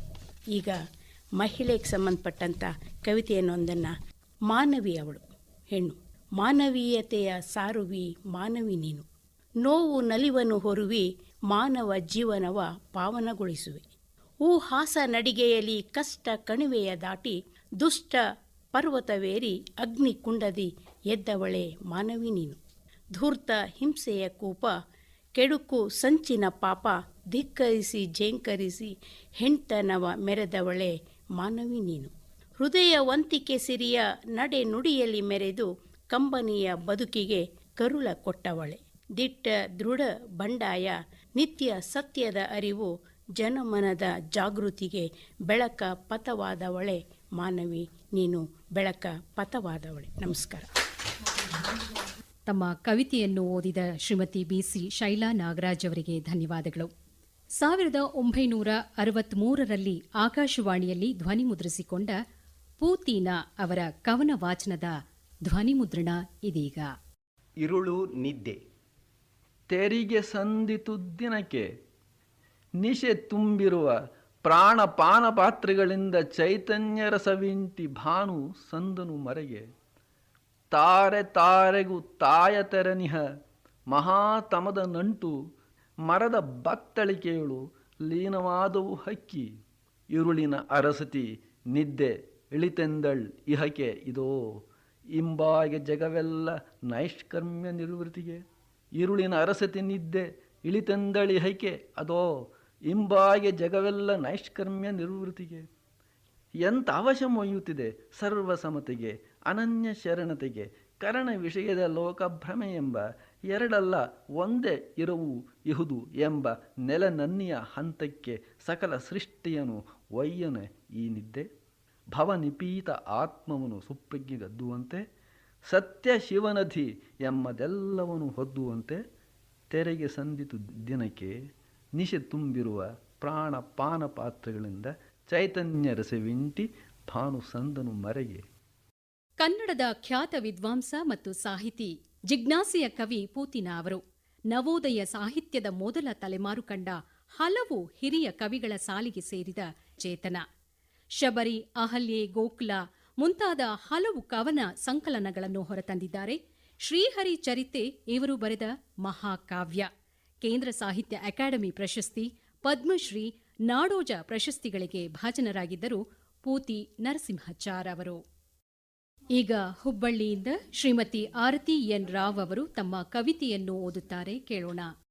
ಯುಗಾದಿ ನಮೇರಿನ ಕಂಪು ಸೂಸುತ ಬಂದಿದೆ ಯುಗಾದಿ, ಹೊಸ ಸಂವತ್ಸರದ ಆದಿ ಇದು ಯುಗಾದಿ. ನಲ್ನುಡಿಯಲಿ ಬೇವು ಬೆಲ್ಲದ ವಿನಿಮಯ, ತಳಿರು ತೋರಣದ ಶೃಂಗಾರಕ್ಕೆ ಸುಸಮಯ. ನಕ್ಷತ್ರ ಜ್ಯೋತಿಗಳಿಂದ ಬೆಳಗಿರಿ ಆರತಿಯ, ನವಲಾಲಿತ್ಯದಿ ಸ್ವಾಗತಿಸಿರಿ ಯುಗಾದಿಯ. ಕಹಿ ಮನಸ್ಸಿನ ಮುಖವಾಡ ಕಳಚಿರಿ, ಸಿಹಿ ಬೆಲ್ಲದ ನಗೆ ಬೆಳದಿಂಗಳ ಚಲ್ಲಿರಿ. ಅಜನೀಶನ ಸೃಷ್ಟಿಯು ಹೂಬಿರಿದ ದಿನವಿದು, ಅರವಿಂದನು ಅವತಾರವೆತ್ತಿ ಮೆರೆದ ದಿನವಿದು. ಚೈತ್ರದ ಚಿತ್ತಾರವ ಹೊಂಗೆ ಮಾವು ಚಿತ್ರಿಸಿದವು, ಒಗರೆಲ್ಲ ಸಿಹಿಯಾಗಲೆಂದು ಹಾರೈಸಿದವು. ಸಪ್ತವರ್ಣದ ಪದ್ಮ ವೇದಿಕೆಯು ಸಿರಿದೇವಿಗೆ, ಪರಿಮಳ ಪುಷ್ಪವಾರಿಯು ಭೂತಾಯಿಗೆ. ಕವಿಪುಂಗವರ ಕವಿತೆಗಳು ಪೂಬಾಣಗಳಾದವು, ಯುಗಾದಿಯ ಸಂದೇಶ ಪ್ರಕೃತಿಯಲ್ಲಿ ಸಾರಿ ನಲಿದವು. ಬಾಯುಗಾದಿ ಬಾಯುಗಾದಿ. ಹುಬ್ಬಳ್ಳಿಯಿಂದ ಕವಿತೆಯನ್ನು ವಾಚಿಸಿದ ಶ್ರೀಮತಿ ಆರತಿ ಎನ್ ರಾವ್ ಅವರಿಗೆ ಧನ್ಯವಾದಗಳು. ಇನ್ನು ಮುಂದೆ ದೆಹಲಿಯ ಶ್ರೀಮತಿ ಸವಿತಾ ಇನಮ್ದಾರ್ ಅವರ ಕವಿತೆಗಳು. ನಾನು ಅಂತಾರಾಷ್ಟ್ರೀಯ ವ್ಯಾಖ್ಯಾನಕಾರತಿ ಮತ್ತು ಅನುವಾದಕಿ. ನನ್ನ 6 ನಾಟಕಗಳ ಸಂಕಲನ ಮಧುರ ಮಿಲನ ಈಗಾಗಲೇ ಲೋಕಾರ್ಪಣೆ ಮಾಡಿರುವೆ. ದೆಹಲಿ ಕರ್ನಾಟಕ ಸಂಘದ ಮೇಲೆ ಒಂದು ಸಾಕ್ಷ್ಯಚಿತ್ರವನ್ನು ನಿರ್ದೇಶಿಸಿದ್ದೇನೆ. ರಂಗಿನೋಕುಳಿ ಎಂಬ ನನ್ನ ಕವನ ಸಂಕಲನವನ್ನು ಲೋಕಾರ್ಪಣೆ ಮಾಡಲಾಗಿದೆ. ನಾನು ರಚಿಸಿ ನಿರ್ದೇಶಿಸಿ ನಟಿಸಿದ ಕನ್ನಡದ 2 ಕಿರುಚಿತ್ರಗಳು ಜೀವನ ರೇಖೆ ಮತ್ತು ಮಮತೆಯ ಮಡಿಲು. ಅಂತಾರಾಷ್ಟ್ರೀಯ ದತ್ತು ಮಾಸಾಚರಣೆಯ ಸಂದರ್ಭದಲ್ಲಿ ಪ್ರಥಮ ಪುರಸ್ಕಾರವನ್ನು ಪಡೆದಿದೆ. ಮಮತೆಯ ಮಡಿಲು ಯುಗಾದಿಗೊಂದು ಸಂದೇಶ ತಂದಿರುವೆ. ನೀರಿಲ್ಲದ ಬೇರು ಯೌವನದ ಮತ್ತಿನಲ್ಲಿ, ರಭಸದಿಂದ ಸೊಕ್ಕಿನಲ್ಲಿ, ಭೋರ್ಗರೆದು ಕುಣಿಯುತ್ತಾ, ಜುಳು ಜುಳು ಹರಿಯುತ್ತಾ, ಮನಕ್ಕೆ ಮುದ ನೀಡುತ್ತಿದ್ದ ನದಿ ಹೊಳೆಗಳೀಗ ಸೊರಗಿ ಅವಿತು ಕುಳಿತಿವೆ ಮುಪ್ಪಿನ ಚಿಪ್ಪಿನೊಳಗೆ. ಸಾವಿನ ದಾರಿಯನ್ನು ಕಾಯುತ್ತಾ, ದಮ್ಮಯ್ಯ ನಮ್ಮನ್ನು ಉಳಿಸುವಿರಾ ಎಂದು ಬದುಕು ನೀಡುವ ತಿಳಿ ನೀರ ಚಿಲುಮೆಗಳು ದೀನ ಕಂಗಳಿಂದ ಎಮ್ಮೆಡೆಗೆ ನೋಡುತ್ತಲಿವೆ. ಎಲ್ಲೆಡೆಯೂ ಕಾಣುತ್ತಿದೆ ಮನುಜನ ಭೀಭತ್ಸ ನರ್ತನ. ಕೊಡಲಿ ಏಟಿಗೆ ತತ್ತರಿಸಿ ಬಿದ್ದಿರುವ ಕಾಡು ಮೇಡುಗಳಲ್ಲಿನ ಹೆಮ್ಮರಗಳ ಮೌನರೋಧನ. ಕೆರೆ ಬಾವಿಗಳನ್ನು ಬರಿದು ಮಾಡಿ ನಾ ಮುಂದು ತಾ ಮುಂದೆಂದು ಪೈಪೋಟಿ ನಡೆಸುವ ಗಗನಚುಂಬಿ ಕಟ್ಟಡಗಳು. ಈ ಧರಿತ್ರಿಯ ಒಂದಿಂಚೂ ಮೈ ಕಾಣದಂತೆ ಸಿಮೆಂಟಿನ ಹೊದಿಕೆಯನ್ನು ಎಳೆಯುತ್ತಿರುವ ಸ್ವಾರ್ಥಿ ಕೈಗಳು. ಪಾಪ ಪಾಪ ವರುಣನನ್ನು ಓಲೈಸಿ ಭಿನ್ನಯಿಸಿ ಅವನ ಅಮೂಲ್ಯ ಮುತ್ತಿನ ಹನಿಗಳ ಕೋಮಲ ಸ್ಪರ್ಶಕ್ಕೆ ಕಾಯುತ್ತಿದ್ದ ಈ ಭುವಿಯ ಅಸಹಾಯಕ ನಿಟ್ಟುಸಿರು ತಟ್ಟುತ್ತಿಲ್ಲವೇ ನಿಮಗೆ? ನೀರಿಲ್ಲದ ಬೇರು, ಹೌದು ನೀರಿಲ್ಲದ ಬೇರು. ಇದಕ್ಕಿಂದು ಹೊಣೆ ಯಾರು? ಹೊಸ ಚಿಗುರು ಹೂವು ಕಾಯಿ ಹಣ್ಣುಗಳನ್ನು ಮುಟ್ಟಲು ಇಲ್ಲ ಅವುಗಳನ್ನು ನೋಡಲಾದರೂ ಸಿಗುವುದೇ ನಮ್ಮ ಮುಂಬರುವ ಪೀಳಿಗೆಗೆ? ಈ ಕಟು ಸತ್ಯದ ಬಗ್ಗೆ ಯೋಚಿಸಲು ಸ್ವಲ್ಪವಾದರೂ ಸಮಯವಿದೆಯೇ ನಿಮಗೆ? ಪ್ರಕೃತಿ ಮಾತೆಯ ಮಡಿಲಲ್ಲಿ ಮುಗ್ಧ ಮಗುವಾಗಿ ಬೆಳೆದವನು ಯೌವನದ ಮದದಲ್ಲಿ ಅವಳ ಮಡಿಲನ್ನೇ ಬರಿದು ಮಾಡುತ್ತಿಹನೆ. ಯುಗ ಯುಗದಿ ಬರುತ್ತಿರುವ ಯುಗಾದಿಗೆ ಬೇವಿನ ಚಿಗುರಾದರೂ ನೋಡಲು ಸಿಗುವುದೇ ನಿಮಗೆ? ಮಹಾಮಾರಿಯ ಹೊಡೆತಕ್ಕೆ ಸಿಲುಕಿದರೂ ನಲುಗಿದರೂ ಮತ್ತೆ ಹುಲು ಮನುಜನ ಆ ಕೊಳಕು ಬುದ್ಧಿಯೇ ಗೆಲ್ಲುತ್ತಿಹುದೆ. ನನ್ನ 2ನೇ ಕವನದ ಶೀರ್ಷಿಕೆ ಹೆಣ್ಣಾಗಿ ಹುಟ್ಟಲು ನಿಮ್ಮ ಅನುಮತಿ ಬೇಕೆ? ನವಮಾಸ ಕಳೆಯುವುದಕ್ಕೂ ಮುನ್ನ ಅದೆಷ್ಟೋ ಬಾರಿ ಅಂಕುರಿಸಿದ ಭ್ರೂಣ ಹೆಣ್ಣೆಂದು ತಿಳಿದೊಡನೆ ಹೊಸ ಜಗತ್ತನ್ನೂ ನೋಡಲು ಬಿಡದೆ, ಆ ತಾಯಿಯ ಬೇಡಿಕೆಯನ್ನೂ ಆಲಿಸದೆ, ನಿರ್ದಯತೆಯಿಂದ ಆ ಹೆಣ್ಣು ಭ್ರೂಣವನ್ನು ತಾಯಿಯ ಒಡಲಿನಿಂದ ಬಗೆದು ತೆಗೆದು ಮಣ್ಣಲ್ಲಿ ಹೂತು ಬಿಡುವರು. ಹೇಳಿ, ನಿಮ್ಮ ವಂಶ ಬೆಳೆಯೋಕೆ ಕೇವಲ ಗಂಡು ಸಂತಾನವೇ ಬೇಕೆ? ಹೆಣ್ಣಾಗಿ ಹುಟ್ಟಲು ನಿಮ್ಮೆಲ್ಲರ ಅನುಮತಿ ಪಡೆಯಬೇಕೆ? ಆದಿಯಿಂದಲೂ ಸ್ತ್ರೀ ಸೃಷ್ಟಿಯ ಮೂಲವಾಗಿದ್ದರೂ ಇಂದವಳ ಮೂಲಕ್ಕೆ ಇತಿಶ್ರೀ ಹಾಡುತ್ತಿದ್ದೀರಲ್ಲ. ಹುಟ್ಟಿನಿಂದ ಸಾಯುವವರೆಗೆ ಅವಳನ್ನು ಅನೇಕ ಪರಿಸ್ಥಿತಿಗಳ ಕೈಗೊಂಬೆಯಾಗಿಸಿ ಹತಾಶಳನ್ನಾಗಿಸಿ ಒಂದಲ್ಲ ಒಂದು ರೀತಿಯ ದೌರ್ಜನ್ಯಕ್ಕೀಡು ಮಾಡುತ್ತಿದ್ದೀರಲ್ಲ. ಇದು ನ್ಯಾಯವೇ? ಇದಕ್ಕೆಲ್ಲ ಅಂತ್ಯವೆಂಬುದೇ ಇಲ್ಲವೇ? ಇದಕ್ಕೆಲ್ಲ ಅಂತ್ಯವೆಂಬುದೇ ಇಲ್ಲವೇ? ಕೆಲವೊಮ್ಮೆ ಹೆಣ್ಣೆಂದರೆ ಮಮತೆ, ಕರುಣೆ, ಅಕ್ಕರೆಯ ಆಗರ, ತಾಳ್ಮೆ, ಸಹನೆ, ಪ್ರೀತಿಯ ಮಹಾಸಾಗರ. ಇವಳೇ ಜೀವನದಾಯಿನಿ, ಈಕೆಯೇ ಸಂಜೀವಿನಿ ಎಂಬೆಲ್ಲ ಬಿರುದು ಬಾವಲಿಗಳನ್ನಿತ್ತು ಸಿಂಹಾಸನದ ಮೇಲೆ ಕುಳ್ಳರಿಸಿ ಮಹಾರಾಣಿಯಂತೆ ಮೆರೆಸುವಿರಿ. ಮಗದೊಮ್ಮೆ ಅಮಾನುಷತನದಿಂದ ಅತ್ಯಾಚಾರವೆಸಗಿ ಕ್ರಿಮಿಯಂತೆ ಹೊಸಕಿ ಹಾಕುವಿರಿ. ಇಂತಹ ಕಾಮಾಂಧರ ಅಂತ್ಯವೆಂದು? ಹೆಣ್ಣು ಕ್ಷಮಾದಾಯಿನಿ ಹೌದು. ಸಂಯಮದ ಕಟ್ಟೆ ಒಡೆಯೋ ತನಕ ಕಾಯುವುದೇ ತಕೆ. ಹೆದರಿ ಬೆದರಿ ಅಂಜಿಕೆಯ ಕಾರ್ಮೋಡದಲ್ಲಿ ಜೀವಿಸುವುದೇ ತಕೆ. ಮಗಳೇ, ನೀನು ಅಬಲೆಯಲ್ಲ ಸಬಲೆ ಎಂದವಳ ಮನದಲ್ಲಿ ಪ್ರತಿಯೊಬ್ಬ ಪಾಲಕರು ಧೈರ್ಯ ಸ್ಥೈರ್ಯವನ್ನು ತುಂಬಲೇಬೇಕು. ಮೈ ಮುಟ್ಟಿದವರ ಕೈ ಕತ್ತರಿಸುವಷ್ಟು ತಾಕತ್ತು ಆಕೆಗೆ ನೀಡಲೇಬೇಕು. ಪ್ರತಿ ಗಂಡಿಗೆ ಗೌರವ ವಿವೇಚನೆಗಳ ಚೌಕಟ್ಟುಗಳನ್ನು ಗೌರವಿಸಲು ಮನೆಯವರೇ ಕಲಿಸಲೇಬೇಕು. ಆಗ ಮಾತ್ರ ನಿಲ್ಲಬಹುದು ಹೃದಯ ವಿಹ್ವಲಗೊಳಿಸುವ ದಾರುಣ ವಾರ್ತೆಗಳು. ಆಗ ಮಾತ್ರ ನಿರ್ಭೀತೆಯಿಂದ ಉಸಿರಾಡಬಹುದು ಪ್ರತಿಯೊಂದು ಮನೆಯ ಮುದ್ದು ಮಗಳು. ಆಗ ಮಾತ್ರ ನಿರ್ಭೀತಿಯಿಂದ ಉಸಿರಾಡಬಹುದು ಪ್ರತಿಯೊಂದು ಮನೆಯ ಮುದ್ದು ಮಗಳು. ಧನ್ಯವಾದಗಳು. ದೆಹಲಿಯಿಂದ ನಮಗಾಗಿ ಕವಿತೆಗಳನ್ನು ಓದಿದ ಶ್ರೀಮತಿ ಸವಿತಾ ಇನಾಮ್ದಾರ್ ಅವರಿಗೆ ಧನ್ಯವಾದಗಳು. ಈಗ ವರಕವಿ ಬೇಂದ್ರೆಯವರ ಕವನ ವಾಚನದ ಧ್ವನಿಮುದ್ರಣ.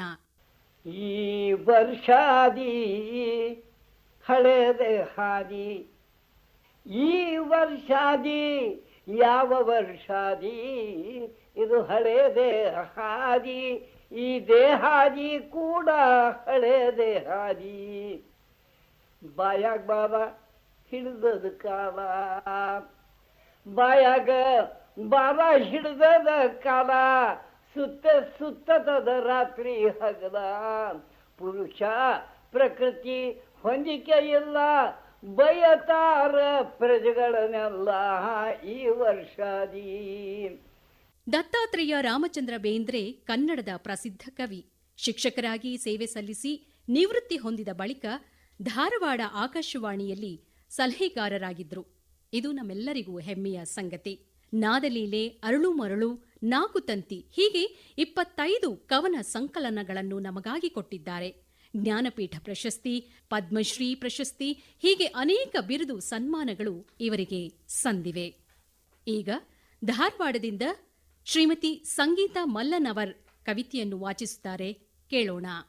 ಶಿಕ್ಷಕಿ, ಕವಿತ್ರಿಯಾಗಿ ಕನ್ನಡ ಸೇವೆಯನ್ನು ಗೈಯುತ್ತಿರುವೆನು. ತಾಲೂಕು, ಜಿಲ್ಲೆ, ರಾಜ್ಯ ಮಟ್ಟದ ಅನೇಕ ಕವಿಗೋಷ್ಠಿಗಳಲ್ಲಿ ಭಾಗವಹಿಸಿರುತ್ತೇನೆ. ನಾನು ಬರೆದ ಮೊದಲ ಕವನ ಸಂಕಲನ ಕಾವ್ಯಾಂತರಂಗವು 2023ರಲ್ಲಿ ಪ್ರಕಟಗೊಂಡಿದೆ.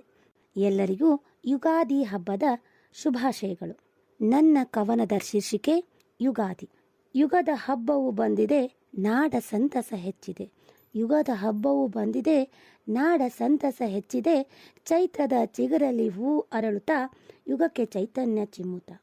ಚೈತ್ರದ ಚಿಗುರಲ್ಲಿ ಹೂ ಅರಳುತ್ತಾ ಯುಗಕ್ಕೆ ಚೈತನ್ಯ ಚಿಮ್ಮುತ್ತ. ಕಾರ್ಮೋಡಗಳೆಲ್ಲವ ಒಟ್ಟುಗೂಡುತ್ತಾ ವರ್ಷಧಾರೆಯ ಸುರಿಸಿವೆ. ಕಷ್ಟ ಸುಖಗಳ ನೋವು ನಲುವಿನ ಬೇವು ಬೆಲ್ಲವ ಸುರಿಸಿವೆ. ಹೊಸ ಆಸೆಗಳ ಹೊತ್ತುಕೊಂಡು ನವ ಜೀವನ ಸಾಗಿದೆ. ಹಸಿರು ಚಿಗುರಿನ ಮಾವು ಕಂಪು ಸೂಸುತ್ತಾ ಸೆಳೆದಿದೆ.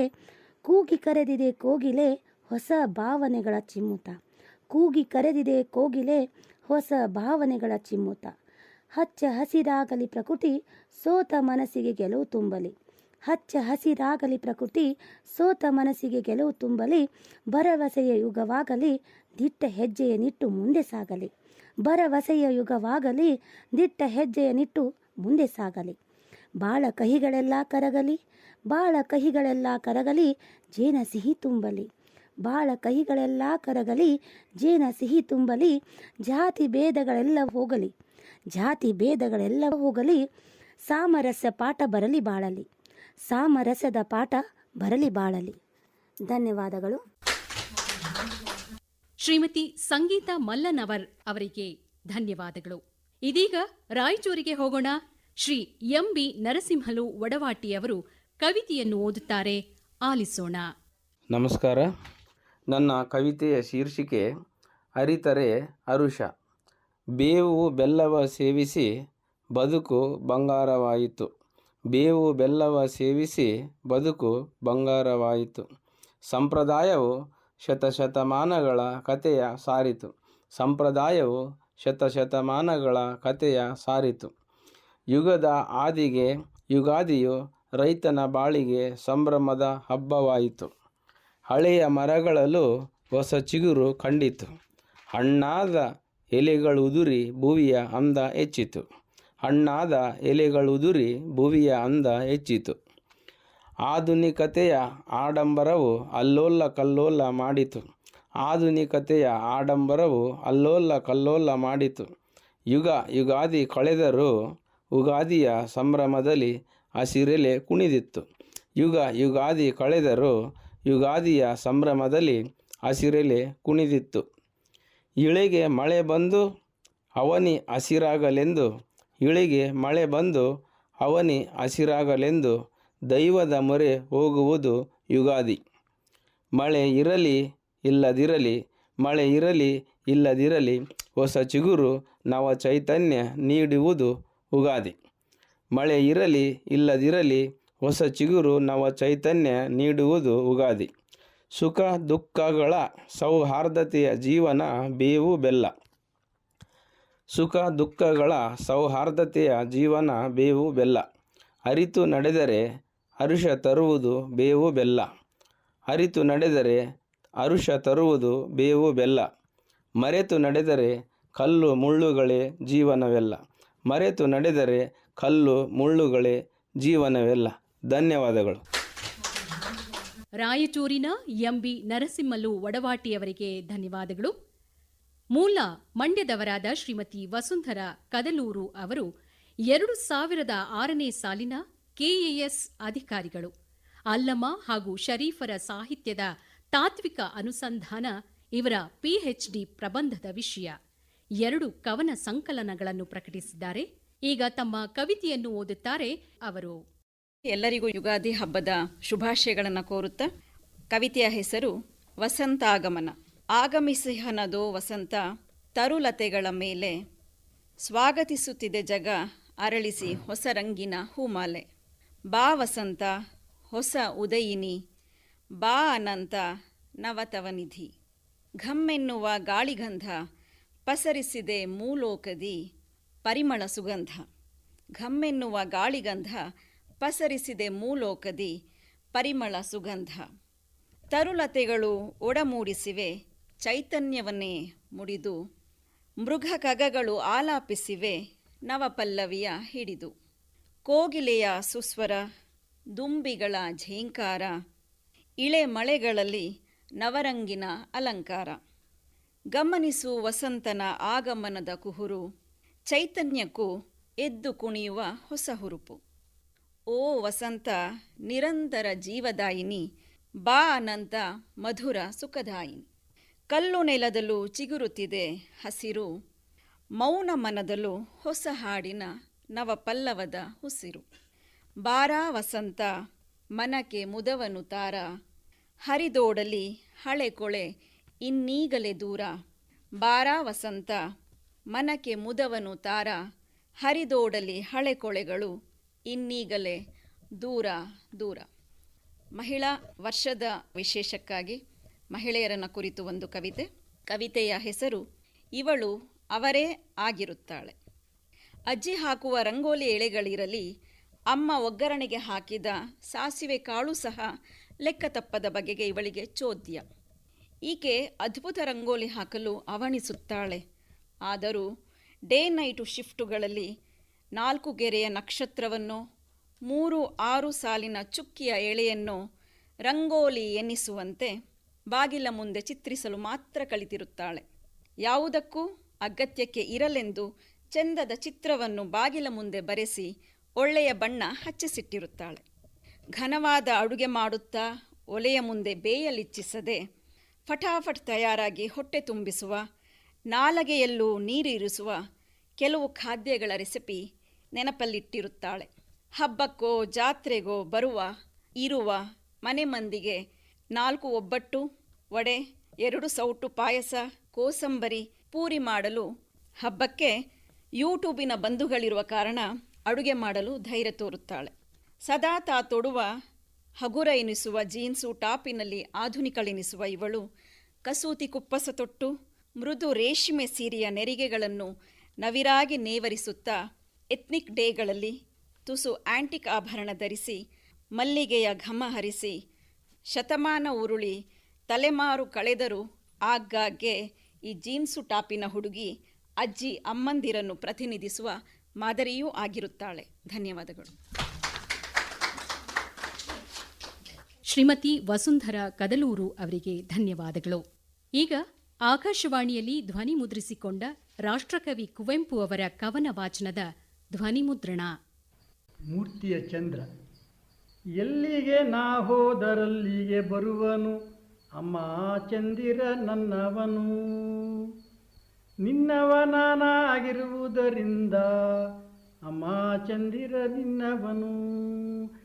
ಮೂಡಣ ದಿಸೆಯೊಳು ಗಿರಿಗಳ ನೇರುತ ಓಡುತ್ತ ಬರುತ್ತಿರೆ ನನಗಾಗಿ. ಮೂಡುವ ನೆಂಬರು ಜನರೆಲ್ಲರಮ್ಮ ಕೂಡಲು ಬರುತ್ತಿರೆ ಮೂರ್ತಿಯನು. ನಮ್ಮನೆ ಎಂಗಳದಲ್ಲಾಡುತ್ತಿರೆ ನಾನು ನೆತ್ತಿಯ ಮೇಲೆಯೇ ತೋರುವನು.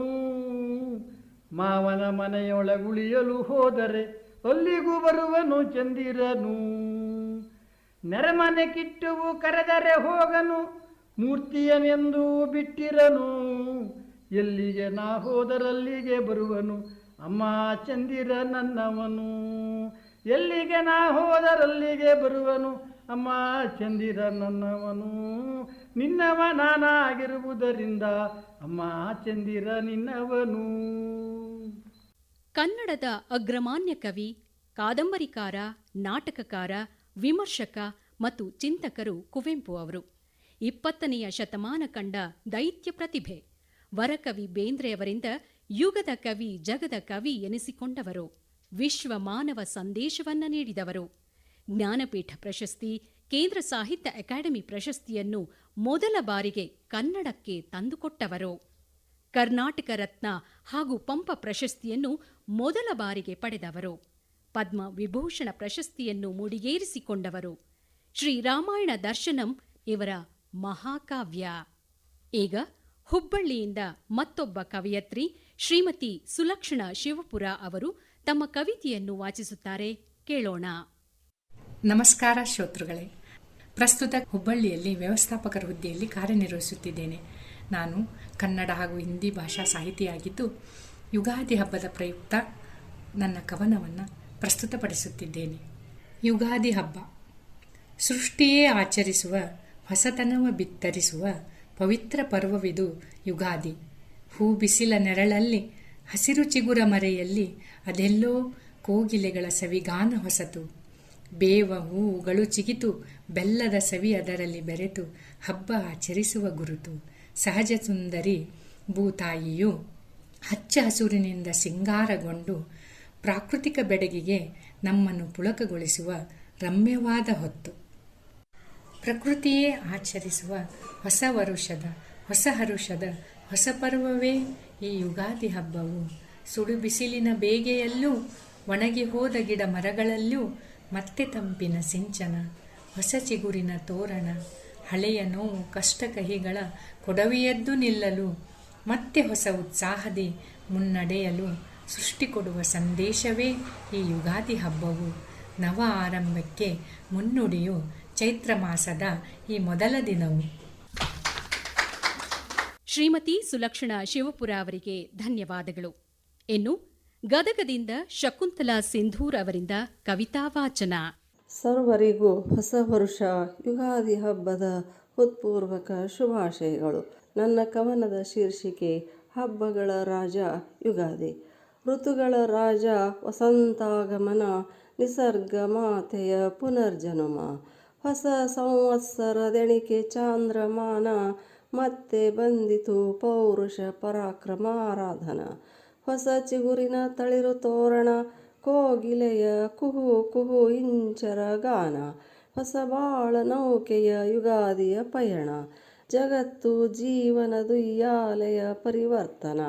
ಕಾಮನ ಬಿಲ್ಲಿನಂತೆ ರಂಗು ರಂಗಿನ ಸರಮಾಲೆಯೊಲುಮೆ, ಬಿರು ಬಿಸಿಲಿನ ಶಾಖದ ಯುಗಾದಿಯಲಿ ಹೊಸ ಮಳೆ ತಂಪನು ಸೂಸುತ್ತಲಿ. ಪಾಡ್ಯಮಿ ಶುಭ ದಿನದಲ್ಲಿ ತರುಲತೆ ವನ ಮರಗಳಲ್ಲಿ ಉಕ್ಕೇರುತಿಹ ನವಯೌವನ. ಗ್ರಾಮೀಣರ ಪರಿಷೆ ಜಾತ್ರೆಗಳ ಸಡಗರದ ರಥಾಗಮನ. ಹಂತಿ ಲಾವಣಿ ಪದಗಳಲ್ಲಿ ಜನಪದರ ಗಾಯನ, ಹಾಡಿ ನಲಿದಾಡಿ ಬಣ್ಣಿಸಿಹ ಉಗಾದಿಯ ವರ್ಣನ. ಒಳಗೆ ಹೂರಣ ಹೊರಗೆ ಮಾವು ಬೇವಿನ ತೋರಣ, ಭೂದೇವಿಯ ಕಿಲ ಕಿಲ ನಗುವಿನ ಆಕರ್ಷಣ. ಹೊಸ ಹಾದಿ ಹೊಸ ಹೆಜ್ಜೆ ಮೂಡುತ್ತಲಿರಲಿ, ಜಲದ ಝರಿಯಂತೆ ಉತ್ಸಾಹ ಹರಿಯುವಂತಾಗಲಿ ಹರಿಯುವಂತಾಗಲಿ. ಕವನದ ಶೀರ್ಷಿಕೆ ವಿಶ್ವವಿಖ್ಯಾತ ಸಾಧಕಳು. ಕ್ಷಮೆಯ ಧರಿತ್ರಿ ಸ್ವರೂಪಿ ಹೆಣ್ಣು ಜಗದ ಕಣ್ಣು. ದುರಾಚಾರಿ ದುರ್ವರ್ತನ ಪ್ರಿಯರ ಬಾಳೆಗೆ ಮಹಾಹುಣ್ಣು. ಈ ಜಗದಲ್ಲಿ ಹೆಣ್ಣೊಲ್ಲದ ಅಣ್ಣಂದಿರಾರಿಹರು. ಪ್ರಪಂಚದ ಅಮೂಲ್ಯ ಜೀವನಾಡಿ ಸಂಪತ್ತಿನಂತಿಹಳು. ನಿಸರ್ಗ ಮಾತೆಯಂತೆ ನೀ ಅಪರಿಮಿತ ಸಹನಶೀಲಳು. ಗಂಧದ ಕೊರಡಿನಂತೆ ಜೀವ ತೇಯುತ್ತಲಿರುವವಳೆ, ಮಮತಾಮಯಿ ಮಾತೆ ನೀ ಧರಣಿ ನವರತ್ನದಂತೆ ಸುಂದರ ಸ್ವರೂಪಿಣಿ, ಅಪ್ರತಿಮ ನವ ಚೈತನ್ಯ ಪ್ರದಾಯಿನಿ. ಧನ್ಯವಾದಗಳು. ಧನ್ಯವಾದಗಳು. ಶ್ರೀಮತಿ ಮಂಜುಳಾ ಶಿರೂರ್ ಅವರು ಈಗ ತಮ್ಮ ಕವಿತೆಯನ್ನು ಓದುತ್ತಾರೆ. ಎಲ್ರಿಗೂ ಹೊಸ ವರ್ಷದ ಶುಭಾಶಯಗಳನ್ನು ಹೇಳ್ತಾ, ನನ್ನ ಕವನದ ಶೀರ್ಷಿಕೆ ಯುಗಾದಿ ಮತ್ತೆ ಮತ್ತೆ ಬರಲಿ. ಮತ್ತೆ ಮತ್ತೆ ಬರಲಿ, ಬರುತ್ತಾ ಇರಲಿ ಯುಗಾದಿ.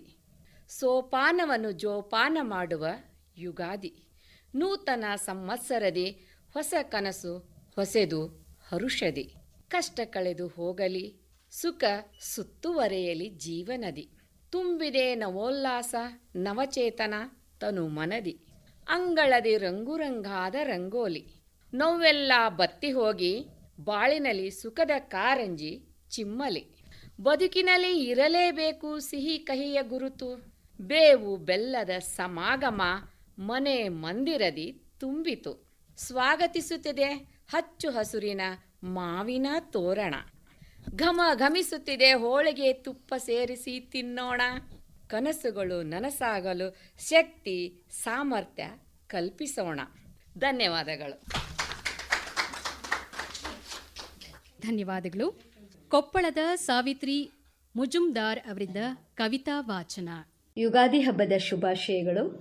ಕೊಪ್ಪಳ ಜಿಲ್ಲೆಯ ಹನುಮಸಾಗರ ಎಂಬ ಪುಟ್ಟ ಗ್ರಾಮದವಳಾದ ನಾನು ಸಮಾಜಶಾಸ್ತ್ರ ಮತ್ತು ಪತ್ರಿಕೋದ್ಯಮದಲ್ಲಿ ಸ್ನಾತಕೋತ್ತರ ಕಾನೂನು ಪದವೀಧರಿಯೂ ಹೌದು.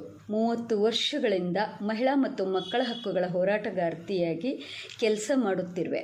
ಹೆಣ್ಣು ಹೆಜ್ಜೆ ಎಂಬ ಅನುಭವ ಕಥಾ ಸಂಕಲನವನ್ನು, ಸಾರ್ಥಕ ಜೀವನ ಎಂಬ ಜೀವನ ಚರಿತ್ರೆಯನ್ನು, ನಾರಿಪದ್ಯ ಎಂಬ ಕವನ ಸಂಕಲನವನ್ನು ಹೊರತಂದಿರುವೆ. ಕರಕುಶಲ ಕಲಾವಿದೆಯಾಗಿ ರಾಜ್ಯ ಮತ್ತು ರಾಷ್ಟ್ರ ಮಟ್ಟದ ವಸ್ತು ಪ್ರದರ್ಶನದಲ್ಲಿ ಭಾಗವಹಿಸಿರುವೆ. ಕಿತ್ತೂರು ಚೆನ್ನಮ್ಮ ಪ್ರಶಸ್ತಿ, ಬುದ್ಧ ಪ್ರಶಸ್ತಿ, ಕಾರ್ಯನಿರತ ಪತ್ರಕರ್ತರ ಸಂಘದಿಂದ ಪ್ರಶಸ್ತಿ, ಮಾಧ್ಯಮ ಅಕಾಡೆಮಿ ಪ್ರಶಸ್ತಿ ಲಭಿಸಿವೆ. ಕನ್ನಡ ಸಾಹಿತ್ಯ ಪರಿಷತ್ತಿನಿಂದ ಹಾಗೂ ಕರ್ನಾಟಕ ಲೇಖಕಿಯರ ಸಂಘದಿಂದ ಪ್ರಶಸ್ತಿಗಳು ಕೂಡ ಲಭಿಸಿವೆ. ವಿಶ್ವ ಕನ್ನಡ ಸಮ್ಮೇಳನದಲ್ಲಿ ಕನ್ನಡ ಭಾಷಾ ಬಳಕೆ ಕುರಿತು ಪ್ರಬಂಧ ಮಂಡಿಸಿರುವೆ. ನನ್ನ ಕವನದ ಶೀರ್ಷಿಕೆ ಪ್ರಕೃತಿ ಒಲುಮೆ. ಹೊಸ ವರುಷದ ಉಡುಗೆ ತೊಟ್ಟು ಯುಗಾದಿ ನಗುತ್ತ ಬರುತ್ತಿದೆ. ಹೊಸ ಕನಸಿನ ಕೊಡವ ಹೊತ್ತೋ ಜಗವೇ ಒಂದು ಎನ್ನುತ್ತಿದೆ. ಹಸಿರೆಲೆಗಳ ತರುವನದಲ್ಲಿ ತಂಗಾಳಿಯು ಬೀಸಿದೆ. ಪ್ರಕೃತಿ ಪುರುಷ ಭಾವದೊಲುಮೆ ಜಗಕ್ಕೆ ಜಯವ ಹರಿಸಿದೆ. ಕಷ್ಟ ಸುಖವು ಯಾರಿಗಿಲ್ಲ, ಇರಲಿ ಬದುಕು ಸಾಗಲಿ.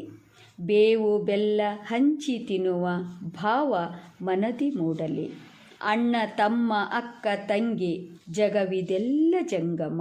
ಕಷ್ಟ ಸುಖಕ್ಕೆ ಪಾಲು ಪಡೆವ ಮನುಜರೆಲ್ಲ ಸರಿಸಮ. ನಿತ್ಯ ಬರಲಿ ಸೊಗವ ತರಲಿ ಪ್ರಕೃತಿ ಒಲುಮೆ ಯುಗಾದಿಯು. ಚೈತನ್ಯವ ತುಂಬಿ ತರುವ ಹಸಿರು ಬಾಳ ಹಾದಿಯು.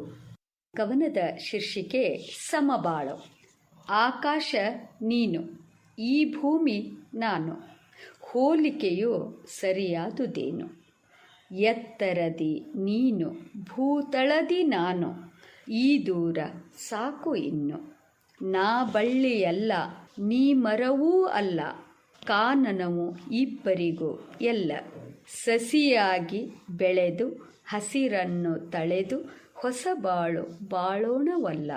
ನೀ ಕಡಲು ಅಲ್ಲ, ನಾ ನದಿಯೂ ಅಲ್ಲ, ಭೋರ್ಗೆರೆತ ನಮಗೇಕೆ ಬೇಕು. ಜೊತೆಯಾಗಿ ಹರಿದು ಅಲೆಯಾಗಿ ಸರಿದು ಕೂಡೋಕೆ ಸಮಭೂಮಿ ಸಾಕು. ನೀ ಬೆಟ್ಟವಲ್ಲ, ನಾ ಕೊಳ್ಳವಲ್ಲ, ಕಲ್ಲೆದೆಯ ಕಾಠಿಣ್ಯ ಬೇಡ. ಮಳೆಯಾಗಿ ಸುರಿದು ಜಲವಾಗಿ ಹರಿದು ಸಮವಾಗಿ ಬೆಳೆಸೋಣ ಕಾಡ.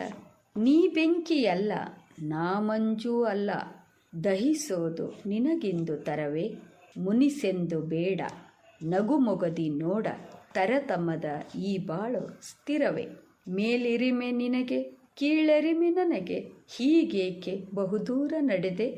ಸಾಂಗತ್ಯದಲ್ಲಿ ಸವಿಗಾನ ಚೆಲ್ಲಿ ಸಾಗೋಣ ಸಮಬಾಳ ಕಡೆಗೆ. ಧನ್ಯವಾದಗಳು.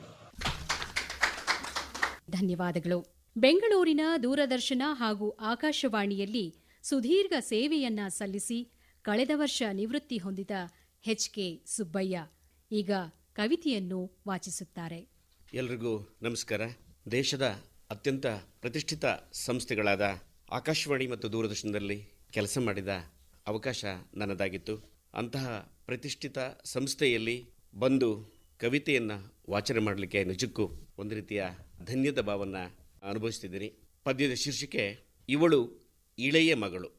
ತೋಳ ಸೋಕಿಸಿ ನೀ ನಡೆಯುವಾಗ ನನ್ನೊಡಲೊಳಗೆ ತಣ್ಣಗೆ ಹರಿದಂತೆ ನದಿಯೊಂದು, ಈ ಬಿರಬಿಸಿಲೇನು ಕೆಂಡ ಹಾಯುವನು ಕೂರಿಸಿಕೊಂಡು ಹೆಗಲ ಮೇಲೆ. ಹುಟ್ಟುಹಬ್ಬಕ್ಕೆ ನಿನ್ನ ಹುಟ್ಟುಹಬ್ಬವೇ ಈ ಯುಗಾದಿ ದಿನವಲ್ಲವೇ. ಬೆಲ್ಲದೊಬ್ಬಟ್ಟಿನ ಹೂರಣ ಗಲ್ಲಕ್ಕೆ ಮೆತ್ತುಕೊಂಡಿದ್ದು ನನ್ನ ಕಣ್ಣಿಗೆ ಬಿದ್ದು ಹಬ್ಬಕ್ಕೆ ಸಿಕ್ಕ ಸಿಹಿ ಎಂದು ಹುಬ್ಬು ಹರಿಸಿದ್ದೆ. ಅರಸೀಕೆರೆಯ ಹೆಣ್ಣು ಅರಸರಸಿ ಆದ ಮದುವೆಯಾಗಿ ಬಂದು ಮಲೆನಾಡಿನ ಮರಗಳೆಲೆಯ ತುದಿಹನಿ ನನ್ನೆದೆಗೆ ಬಿದ್ದ ಗಾಯವಾದಗಳಿಗೆ ನಿನ್ನ ಮುತ್ತಿನ ಸರ ಹರಿದು ಚೆಲ್ಲಿ ಹೋದವು ಮಣಿಗಳು. ಯುಗಾದಿ ಹೊತ್ತಲ್ಲಿ ಮೊದಲ ಮಳೆಯ ಸಿರಿ ಕುಣಿ ಕುಣಿದ ಮನ, ನಿಲ್ಲದ ಮಳೆ ಎಷ್ಟು ಸುರಿಯಿತೋ ಇಡೀ ರಾತ್ರಿ. ಬೆಳಗ್ಗೆ ಎದ್ದಾಗ ಮಳೆ ನಿಂತ ಶುಭ ಮುಂಜಾನೆ, ಯುಗಾದಿಯ ಬಣ್ಣ ಎಲ್ಲರೆದೆಯಲಿ. ಪಾದ 2. ಆಕೆ ಮುಗಿಯದ ಮುಗಿಲು, ಕಂಡಷ್ಟು ಕಾಣದಷ್ಟು ಅನಂತ, ಮತ್ತೆ ಮತ್ತೆ ದಡಮುಟ್ಟುವ ಆಸೆ, ಅಲೆ ಅಲೆಯಾಗಿ ನಿಂತರೂ ನಿಲ್ಲದವಳು ಮರಳ ಮನೆಯಲ್ಲಿ. ಆಕೆ ಹೊತ್ತಿದ್ದೆಷ್ಟು, ಬಿತ್ತಿದ್ದೆಷ್ಟು, ಆಡಿಸಿದಷ್ಟು, ಕಳೆದುಕೊಂಡಿದ್ದೆಷ್ಟು, ತೊಡೆಯ ಮೇಲೆ ಮಲಗಿಸಿ ಮಂಪರಿನಲ್ಲಿ ರಪ್ಪೆ ಭಾರವಾದಂತೆ, ಸದಾ ಎಚ್ಚರದಲ್ಲಿ ಬದುಕನ್ನ ನೀ ತಿಳಿದಂತೆ ಆಕೆ ಪಡೆದಿದ್ದೆಷ್ಟು ಲೋಕವೇ. ಸೋತಿದ್ದಿಲ್ಲ ಆಕೆ, ಗೆದ್ದಿದ್ದೇನೆಂದು ಬೀಗಲಿಲ್ಲ. ಕೈ ಹಿಡಿದು ನೋಡಿದರೆ ಸೋತಂತೆ ಗೆದ್ದಂತೆ. ಕಣ್ಣಲ್ಲಿ ನೀರು ತುಂಬಿಕೊಂಡು ಮಳೆಯ ನೀರಲ್ಲಿ ನಿಂತು ಸೆರಗಲಿ ಕಣ್ಣೀರು ಒರೆಸಿಕೊಳ್ಳಲಾದೀತೆ ಲೋಕವೇ. ಯುಗಾದಿ ಎಂದರೆ ಅವಳೇ, ಅವಳೆಂದರೆ ಯುಗಾದಿಯೇ. ಆಕೆ ಕೊಡದಿರುವುದು ಇಲ್ಲಿ ಏನು? ರಕ್ತ ಮಾಂಸದ ಉಸಿರು ಕೊಟ್ಟವಳು, ಇದಕ್ಕಿಂತ ಕೊಡುವುದೇನಿದೆ? ಎದೆ ಹಾಲಿಗಿಂತ ಮಿಗಿಲು ಮತ್ತೇನು? ಆಕೆ ಮುಗಿಯದ ಮುಗಿಲು, ಇಳೆಯ ಮಗಳು ಆಕೆ. ಇನ್ನೊಂದು ಪದ್ಯ. ನಾನು ನಿಂತಿದ್ದೇನೆ, ನೆಲ ನಡೆಸುತ್ತಿದೆ. ನೆನಪಾಗುತ್ತೆ ಕಸ ಗುಡಿಸುವಾಗಲೆಲ್ಲ. ಹುಟ್ಟುತ್ತಲೇ ಕಸವಾದ ನಾನು ಪರಕಿಯೂ ಆದೆ. ಹೊಚ್ಚ ಹೊಸಬಳೆಂದರೆ ನೀನೇ ತಾಯಿ. ಏಕೆ ಒಂಟಿಯಾಗಿ ನಿಂತಿರುವೆ? ಶುರು ಮಾಡಿದ್ದೀನಿ ಈಗ ತಾನೆ, ಹೀಗಲ್ಲ ಹೀಗೆ ಅಂತ. ಇಷ್ಟಕ್ಕೆ ಬೆಚ್ಚಿ ಬಿದ್ದರೆ ಹೇಗೆ? ನನ್ನ ಇತಿಹಾಸ ನನ್ನ ನಾಲಿಗೆ ಮೇಲಿದೆ. ಹಣೆ ಬರಹ ಬರದ ದೇವರಿಗೆ ಕನ್ನಡ ಬರೆದಿದ್ದು ಒಳ್ಳೆಯದೇ ಆಯಿತು. ನೆಲವನ್ನು ಮುಚ್ಚಿಡಲು ಅಂಗಿ ಗುಂಡಿಗಳನ್ನು ಬಿಚ್ಚುವ ಶೂರರ ನೋಡಿದ್ದೇನೆ. ನನಗೆ ಗೊತ್ತು ಅವರು ನನ್ನ ಹೆದರಿಸಲು ಹಾಗೆ ಮಾಡುತ್ತಿದ್ದಾರೆಂದು. ಅವರ ತೋಳ ತೊಡೆಗಳು ಹಿಗ್ಗಿವೆ ಎಂದು. ನಾನು ಜಗ್ಗುವುದಿಲ್ಲ. ಕರುಳ ಹಿಡಿದು ಲೇಖನೆ ಬೆರಳುಗಳ ನಡುವೆ ಈಗ ಬೆಂಕಿಯಾರದ ಇಜ್ಜಲು ನನ್ನ ಆತ್ಮ. ಪ್ರಾಮಾಣಿಕನಲ್ಲ ನಿಮ್ಮ ಹಾಲಿನಷ್ಟು. ಈಗ ಈ ಕ್ಷಣ ಗಾಳಿ ಬಿಸಿತಲ್ಲ, ಹಾಗೆ ನಾನು. ಅಗಳದ ಮೇಲೆ ಅಗಳವಿಟ್ಟರೆ ಕಟ್ಟಡವಲ್ಲ ಗೆಳೆಯ, ಹನಿ ಹನಿಯಾಗಿ ಹರಿಯುವ ಹಳ್ಳದಂತೆ. ನೀರ ಬಣ್ಣದ ಗುಟ್ಟು ಅವಳಿಗಲ್ಲದೆ ಇನ್ಯಾರಿಗೆ ಗೊತ್ತಿದೆ? ಅದಕ್ಕೆ ಅವಳ ಹೆಸರು ಗಂಗೆ. ವಿಷಯಕ್ಕೆ ಬರುತ್ತೇನೆ. ಆ ಅಲ್ಲಮ್ಮ, ಈ ಬೇಂದ್ರೆ, ದೇವನೂರಿನ ಕುವೆಂಪು, ಕವಿತೆಯನ್ನೇ ನುಂಗಿ ನೀರು ಕುಡಿದ ನೆರೋಡ, ಎಂತಹ ಚಂದದ ಕಾವ್ಯಲೋಕದಲ್ಲಿ ಅವಳ ಬೆರಳ ತುದಿಯ ಬೆಂಕಿ ಯಾರಿಲ್ಲ. ಗಾಯದ ನೋವು ನಿಂತಿಲ್ಲ ನರಸಿಂಹಸ್ವಾಮಿಯವರೇ. ದುಮು ದುಮುಗುಡುತ್ತಿರುವ ಅವಳೆದೆಯೋ, ಕುದಿ ಕುದಿಯುವ ನೆಲವೋ, ಕಾಲಿಡಲಾಗುತ್ತಿಲ್ಲ ಅವನ ಕಣ್ಣವರಿಗೆ. ಕಾಯಲಾರವೇ ಕಾಲವೇ, ನಿನ್ನ ತುಟಿಯ ಮೇಲೆ ಎಷ್ಟೊಂದು ನದಿಗಳು ಹರಿಯುತ್ತಿಲ್ಲ. ಸುಡುವ ನೆಲಕ್ಕೆ ಒಂದು ಮುತ್ತು ಕೊಡಲು, ಅಥವಾ ನೆಲದ ಪಾದಕ್ಕೆ ಒಂದು ಜೊತೆ ಚಮ್ಮಳಿಗೆ ಹೊಲೆಯಲು, ಲೋಕದ ನೆತ್ತಿಯ ಕಣ್ಣ ತಂಪಾಗಿಸಲು ಮುಗಿಲೇ ಮುರಿದು ಬೀಳುವಂತೆ ಮಳೆ ಬರಲಿ, ಹರಿಯಲಿ ಅಲ್ಲಿ ನೀರ ಹಾಡಿನ ಹೊಳೆ. ಉಳಿಯಲಿ ಒಂದೇ ಒಂದು ಮುಗುಳ್ನಗೆ, ಸಾಕು ಈ ಲೋಕ ಉಳಿಯಲಿ. ನಾನು ನಿಂತಿದ್ದೇನೆ, ನೆಲವೇ ನಡೆಸುತ್ತಿದೆ ಅಂತ ತಿಳಿದ ದಿನ ನೀವು, ನಾನು, ಎಲ್ಲರೂ, ಎಲ್ಲವೂ. ನಮಸ್ಕಾರ. ಎಚ್.ಕೆ. ಸುಬ್ಬಯ್ಯ ಅವರಿಗೆ ಧನ್ಯವಾದಗಳು. ಈಗ ಇಂದಿನ ಕಾರ್ಯಕ್ರಮದ ಮತ್ತೋರ್ವ ಮುಖ್ಯ ಅತಿಥಿಗಳಾದ ಡಾಕ್ಟರ್ ಮೂಡ್ನಾಕೋಡು ಚಿನ್ನಸ್ವಾಮಿ ಅವರು ನಮ್ಮನ್ನೆಲ್ಲ ಉದ್ದೇಶಿಸಿ ಮಾತನಾಡ್ತಾರೆ. ಚಾಮರಾಜನಗರ ಜಿಲ್ಲೆಯವರಾದ ಡಾಕ್ಟರ್ ಬಿ ಚಿನ್ನಸ್ವಾಮಿ ಅವರು ಮೂಡ್ನಾಕೋಡು ಚಿನ್ನಸ್ವಾಮಿ ಎಂಬ ಕಾವ್ಯನಾಮದಿಂದ ಕನ್ನಡ ಸಾಹಿತ್ಯದಲ್ಲಿ ಹೆಸರಾಗಿರುವ ಹಿರಿಯ ಕವಿ, ಲೇಖಕ ಹಾಗೂ ಚಿಂತಕರು. ಇವರ ಪ್ರಮುಖ ಆಸಕ್ತಿ ಕವಿತೆಯಾದರೂ ಕಥೆ, ನಾಟಕ, ಅನುವಾದ, ಸಂಪಾದನೆ ಸೇರಿದಂತೆ ಸಾಹಿತ್ಯದ ವಿವಿಧ ಪ್ರಕಾರಗಳಲ್ಲಿ ಇದುವರೆಗೆ 40 ಪುಸ್ತಕಗಳನ್ನು ಹೊರತಂದಿದ್ದಾರೆ. ಇವರ ಕವಿತೆಗಳು ಅನೇಕ ಭಾರತೀಯ ಭಾಷೆಗಳೂ ಸೇರಿದಂತೆ ಇಂಗ್ಲಿಷ್, ಸ್ಪ್ಯಾನಿಷ್, ಫ್ರೆಂಚ್ ಭಾಷೆಗಳಿಗೆ ಅನುವಾದಗೊಂಡಿವೆ. ಎಲ್ಲರಿಗೂ ನಮಸ್ಕಾರ. ಇದೊಂದು ವಿಶಿಷ್ಟವಾದ ಕವಿಗೋಷ್ಠಿಯನ್ನು ಆಕಾಶವಾಣಿ ಮತ್ತು ದೂರದರ್ಶನದ ಸಹಯೋಗದೊಂದಿಗೆ ಏರ್ಪಡಿಸಿರುವುದು ತುಂಬ ಔಚಿತ್ಯಪೂರ್ಣವಾಗಿದೆ. ಅದಕ್ಕಾಗಿ ಆಕಾಶವಾಣಿ ಮತ್ತು ದೂರದರ್ಶನದವರಿಗೆ ಅಭಿನಂದನೆಗಳನ್ನು ಸಲ್ಲಿಸ್ತೀನಿ. ಈ ಕವಿಗೋಷ್ಠಿಯಲ್ಲಿ ಕುವೆಂಪು, ಬೇಂದ್ರೆ, ಪೂತಿನ, KS ಅಂಥವ್ರ ಜೊತೆಗೆ ನಾವು ಓದ್ತಾ ಇದ್ದೀವಲ್ಲ, ಅದು ಭಾಳ ಸೌಭಾಗ್ಯ ಅನಿಸಿದೆ ನನಗೆ. ಆದ್ದರಿಂದ ಇದು ಕೇವಲ ಕವಿಗೋಷ್ಠಿ ಅಲ್ಲ, ಕಾಲಾತೀತವಾದ ಕವಿಗೋಷ್ಠಿ. ಇದು ಯುಗಾದಿ ಕವಿಗೋಷ್ಠಿ. ಯುಗಾದಿ ಬಗ್ಗೆ ಎಲ್ಲರೂ ಕವಿತೆ ಓದಿದ್ದಾರೆ. ನಿರೂಪಕರು ಸರಿಯಾಗಿ ಹೇಳಿದ್ದು, ಇದು ಪ್ರಕೃತಿಯ ಹುಟ್ಟುಹಬ್ಬ ಅಂತ. ಮತ್ತೆ ಹುಟ್ಟುತ್ತಿರುತ್ತೆ. ಅದು ಎಷ್ಟು ಥರ ಅನ್ನೋದು ಬಾಯಲ್ಲಿ ವರ್ಣಿಸೋಕ್ಕಾಗಲ್ಲ. ಅದು ಕವಿಗಳೇ ಹೇಳಬೇಕು. ಕವಿಗಳಿಗೆ ಇದು ಸುಗ್ಗಿಯ ಕಾಲ. ಯಾಕೆಂದರೆ ಎಲ್ಲಿ ಹೂವು ನೋಡಲಿ, ಎಲ್ಲಿ ಬಣ್ಣ ನೋಡಲಿ, ಎಲ್ಲಿ ಗಾಳಿ ಬೀಸಲಿ, ತಂಪಾದ ಗಾಳಿ, ಅಲ್ಲಿ ಇವ್ರಿಗೊಂದು ಕವಿತೆ ಹುಟ್ಟುತ್ತೆ. ಇದೊಂದು ವಿಸ್ಮಯ ನೋಡಿ. ಕವಿಗಳು ಲಕ್ಷಾಂತರ, ಕೋಟ್ಯಾಂತರ ಜನ ಇರ್ಬೋದು ಪ್ರಪಂಚದಲ್ಲಿ. ನಾವು ನೆರೂಡನ್ನು ನೆನೆಸ್ಕೋತೀವಿ, ಅಥವಾ ಇಲ್ಲೇ ಪಕ್ಕದಲ್ಲಿರೋ ಕವಿಯನ್ನು ನೆನೆಸ್ಕೋತೀವಿ. ಆದರೆ ಒಬ್ಬರ ಕವಿತೆ ಇನ್ನೊಬ್ಬರಿದ್ದ ಹಾಗಿರಲ್ಲ. ಒಂದೇ ವಿಷಯದ ಬಗ್ಗೆ ಬರೆದ್ರೂ ಕೂಡ ಬೇರೆ ಥರ ಇರುತ್ತೆ. ಭಾಷೆ, ಪ್ರದೇಶ ಎಲ್ಲವೂ ಕೂಡ ಕವಿತೆಯನ್ನು ಪೋಷಿಸ್ತವೆ. ಹೀಗಾಗಿ ಪ್ರತಿಯೊಬ್ಬ ಕವಿಯೂ ಬೇರೆ, ಕವಿತೆಯೂ ಬೇರೆ. ಪ್ರಕೃತಿ ಹೇಗೆ ಮತ್ತೆ ಪಲ್ಲವಿಸ್ತಾಳೆ ಅನ್ನೋದು ಒಂದು ದೊಡ್ಡ ವಿಸ್ಮಯ ನನಗೆ. ತನ್ನೆಲ್ಲ ಋತುಗಳನ್ನು ಬದಲಾಯಿಸಿಕೊಂಡು ಪ್ರತಿ ವರ್ಷ ತಾನಾಗೇ ಹೊಸತನದಿಂದ ಬರ್ತಾ ಇದ್ದಾಳಲ್ಲ, ಇದ್ರ ಮೂಲವನ್ನು ಯಾರೂ ಕಂಡುಹಿಡಿದಿಲ್ಲ ನೋಡಿ.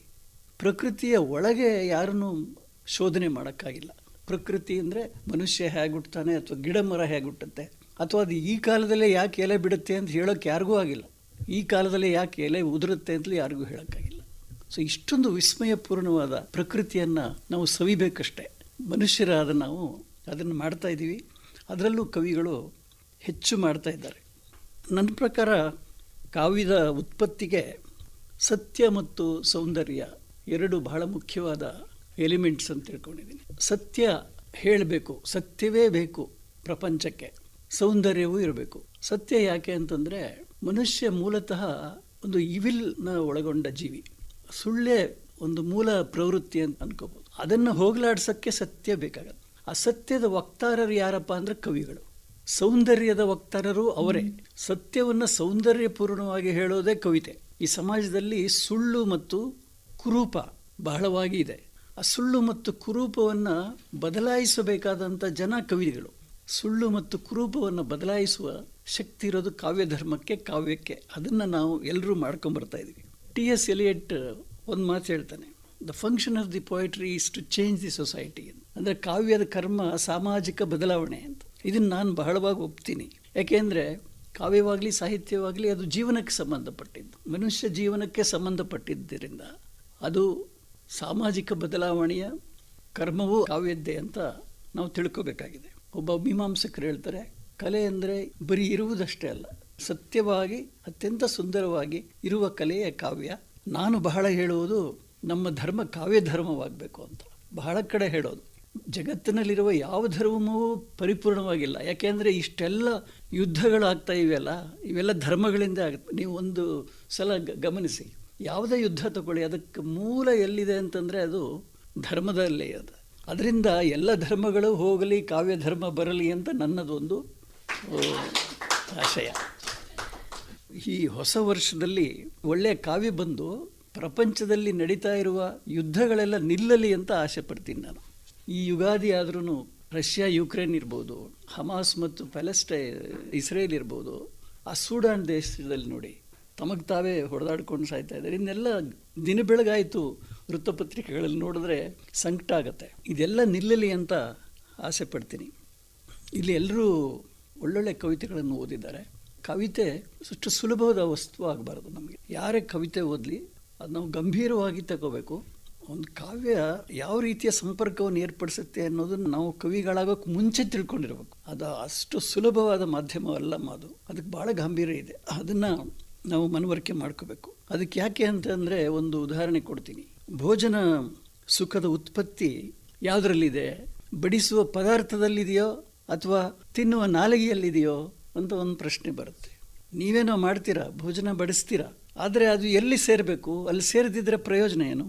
ರುಚಿಸುವ ನಾಲಿಗೆ ಚಪ್ಪರಿಸಿದಾಗ ಮಾತ್ರ ನಿಮ್ಮ ಕಾವ್ಯಕ್ಕೆ ಶಕ್ತಿ ಇದೆ, ರುಚಿ ಇದೆ ಅಂತಾಯಿತು. ಇಲ್ಲ ಅಂದರೆ ಅದ್ರ ಪ್ರಯೋಜನ ಇಲ್ಲ. ನಾವು ಯಾರನ್ನು ಮೆಚ್ಚಿಸುವುದಕ್ಕಲ್ಲ, ಯಾರನ್ನು ಹೊಗಳುವುದಕ್ಕೆ ನಾವು ಪದ್ಯ ಬರಿಬಾರ್ದು. ಅಥವಾ ಸಂದರ್ಭ ಬಂದಾಗ ಮಾಡ್ಕೋಬೋದು ಅದನ್ನು. ಸೊ ಹಾಗೆ ಭೋಜನ ಸುಖದ ಉತ್ಪತ್ತಿಯನ್ನು ನೆನಪಿಸ್ಕೊಟ್ಟಿಟ್ಕೊಳ್ಳಿ. ನಾವು ಏನು ಬಡಿಸ್ತೀವಿ ಅದರ ಪ್ರಾಮುಖ್ಯತೆ ಗೊತ್ತಾಗೋದೇ ಓದುಗನ ನೆಲೆಯಲ್ಲಿ. ಸೊ ಹಾಗಾಗಿ ಕಾವ್ಯ ಅನ್ನೋದು ಬಹಳ ಗಂಭೀರವಾದದ್ದು, ಎಲ್ಲರೂ ತಿಳ್ಕೊಳ್ತೀರಿ ಅಂತ ಅಂದ್ಕೊಂಡು ನಾನು ಒಂದೆರಡು ಪದ್ಯಗಳನ್ನು ಓದ್ತೀನಿ. ಯುಗಾದಿ. ಅನಾದಿಯ ಈ ಮರ್ಥ್ಯಕ್ಕೆ ಯುಗವೊಂದು ಯಾವ ಲೆಕ್ಕ? ಅನಾದಿಯ ಈ ಮರ್ಥ್ಯಕ್ಕೆ ಯುಗವೊಂದು ಯಾವ ಲೆಕ್ಕ? ಜಗದ ಸಿರಿ ಪ್ರತಿ ಚೈತ್ರಕ್ಕೂ ಪಲ್ಲವಿಸುವಾಗ ಅಂತ್ಯವಿಲ್ಲದ ಯುಗಕ್ಕೆ ಆದಿ ಹುಡುಕಿದ್ದೇವೆ ಹೆಸರೊಂದನಿಟ್ಟು ಹೊಸ ಸಂವತ್ಸರವ ಎತ್ತಿ ಮುದ್ದಾಡಲು. ಅಂತ್ಯವಿಲ್ಲದ ಯುಗಕ್ಕೆ ಆದಿ ಹುಡುಕಿದ್ದೇವೆ ಹೆಸರೊಂದನಿಟ್ಟು ಹೊಸ ಸಂವತ್ಸರವ ಎತ್ತಿ ಮುದ್ದಾಡಲು. ಮಾವಿನ ತಳಿರು, ಬೇವಿನ ಚಿಗುರು, ಹೊಸ ಹೂಗಳ ಗಮಲು, ನಿಚ್ಚಳ ಬಿಸಿಲಿಗೆ ಬೆದೆಯೇರಿದ ಮುಗಿಲು, ಕಡಲ ಜೊತೆಗೂಡಿ ಗಬ್ಬ ಕಟ್ಟಿತೆ ಎಂಬ ದಿಗಿಲು. ಕಾವೇರಿದ ಭೂಮಿ ತಣಿದು ಒದ್ದೆಯಾದಾಗ ನೇಗಿಲ ಮೊನೆಯಿಂದ ಕೆತ್ತಿ ಬಿತ್ತನೆ ಮಾಡಿದರೆ ತಾನೇ ಚಿತ್ತದೊಳಗೆ ಚೈತ್ರ ಮೂಡುವುದು. ಕಾವೇರಿದ ಭೂಮಿ ತಣಿದು ಒದ್ದೆಯಾದಾಗ ನೇಗಿಲ ಮೊನೆಯಿಂದ ಕೆತ್ತಿ ಬಿತ್ತನೆ ಮಾಡಿದರೆ ತಾನೇ ಚಿತ್ತದೊಳಗೆ ಚೈತ್ರ ಮೂಡುವುದು. ಈಗ ಮಹಿಳಾ ಮಾಸಕ್ಕಾಗಿ ಅಜ್ಜಿ ಮತ್ತು ಮೊಮ್ಮಗಳು. ಅಂಥ ಒಂದು ಊರಲ್ಲಿ ಇಂಥ ಒಂದು ಅಜ್ಜಿ.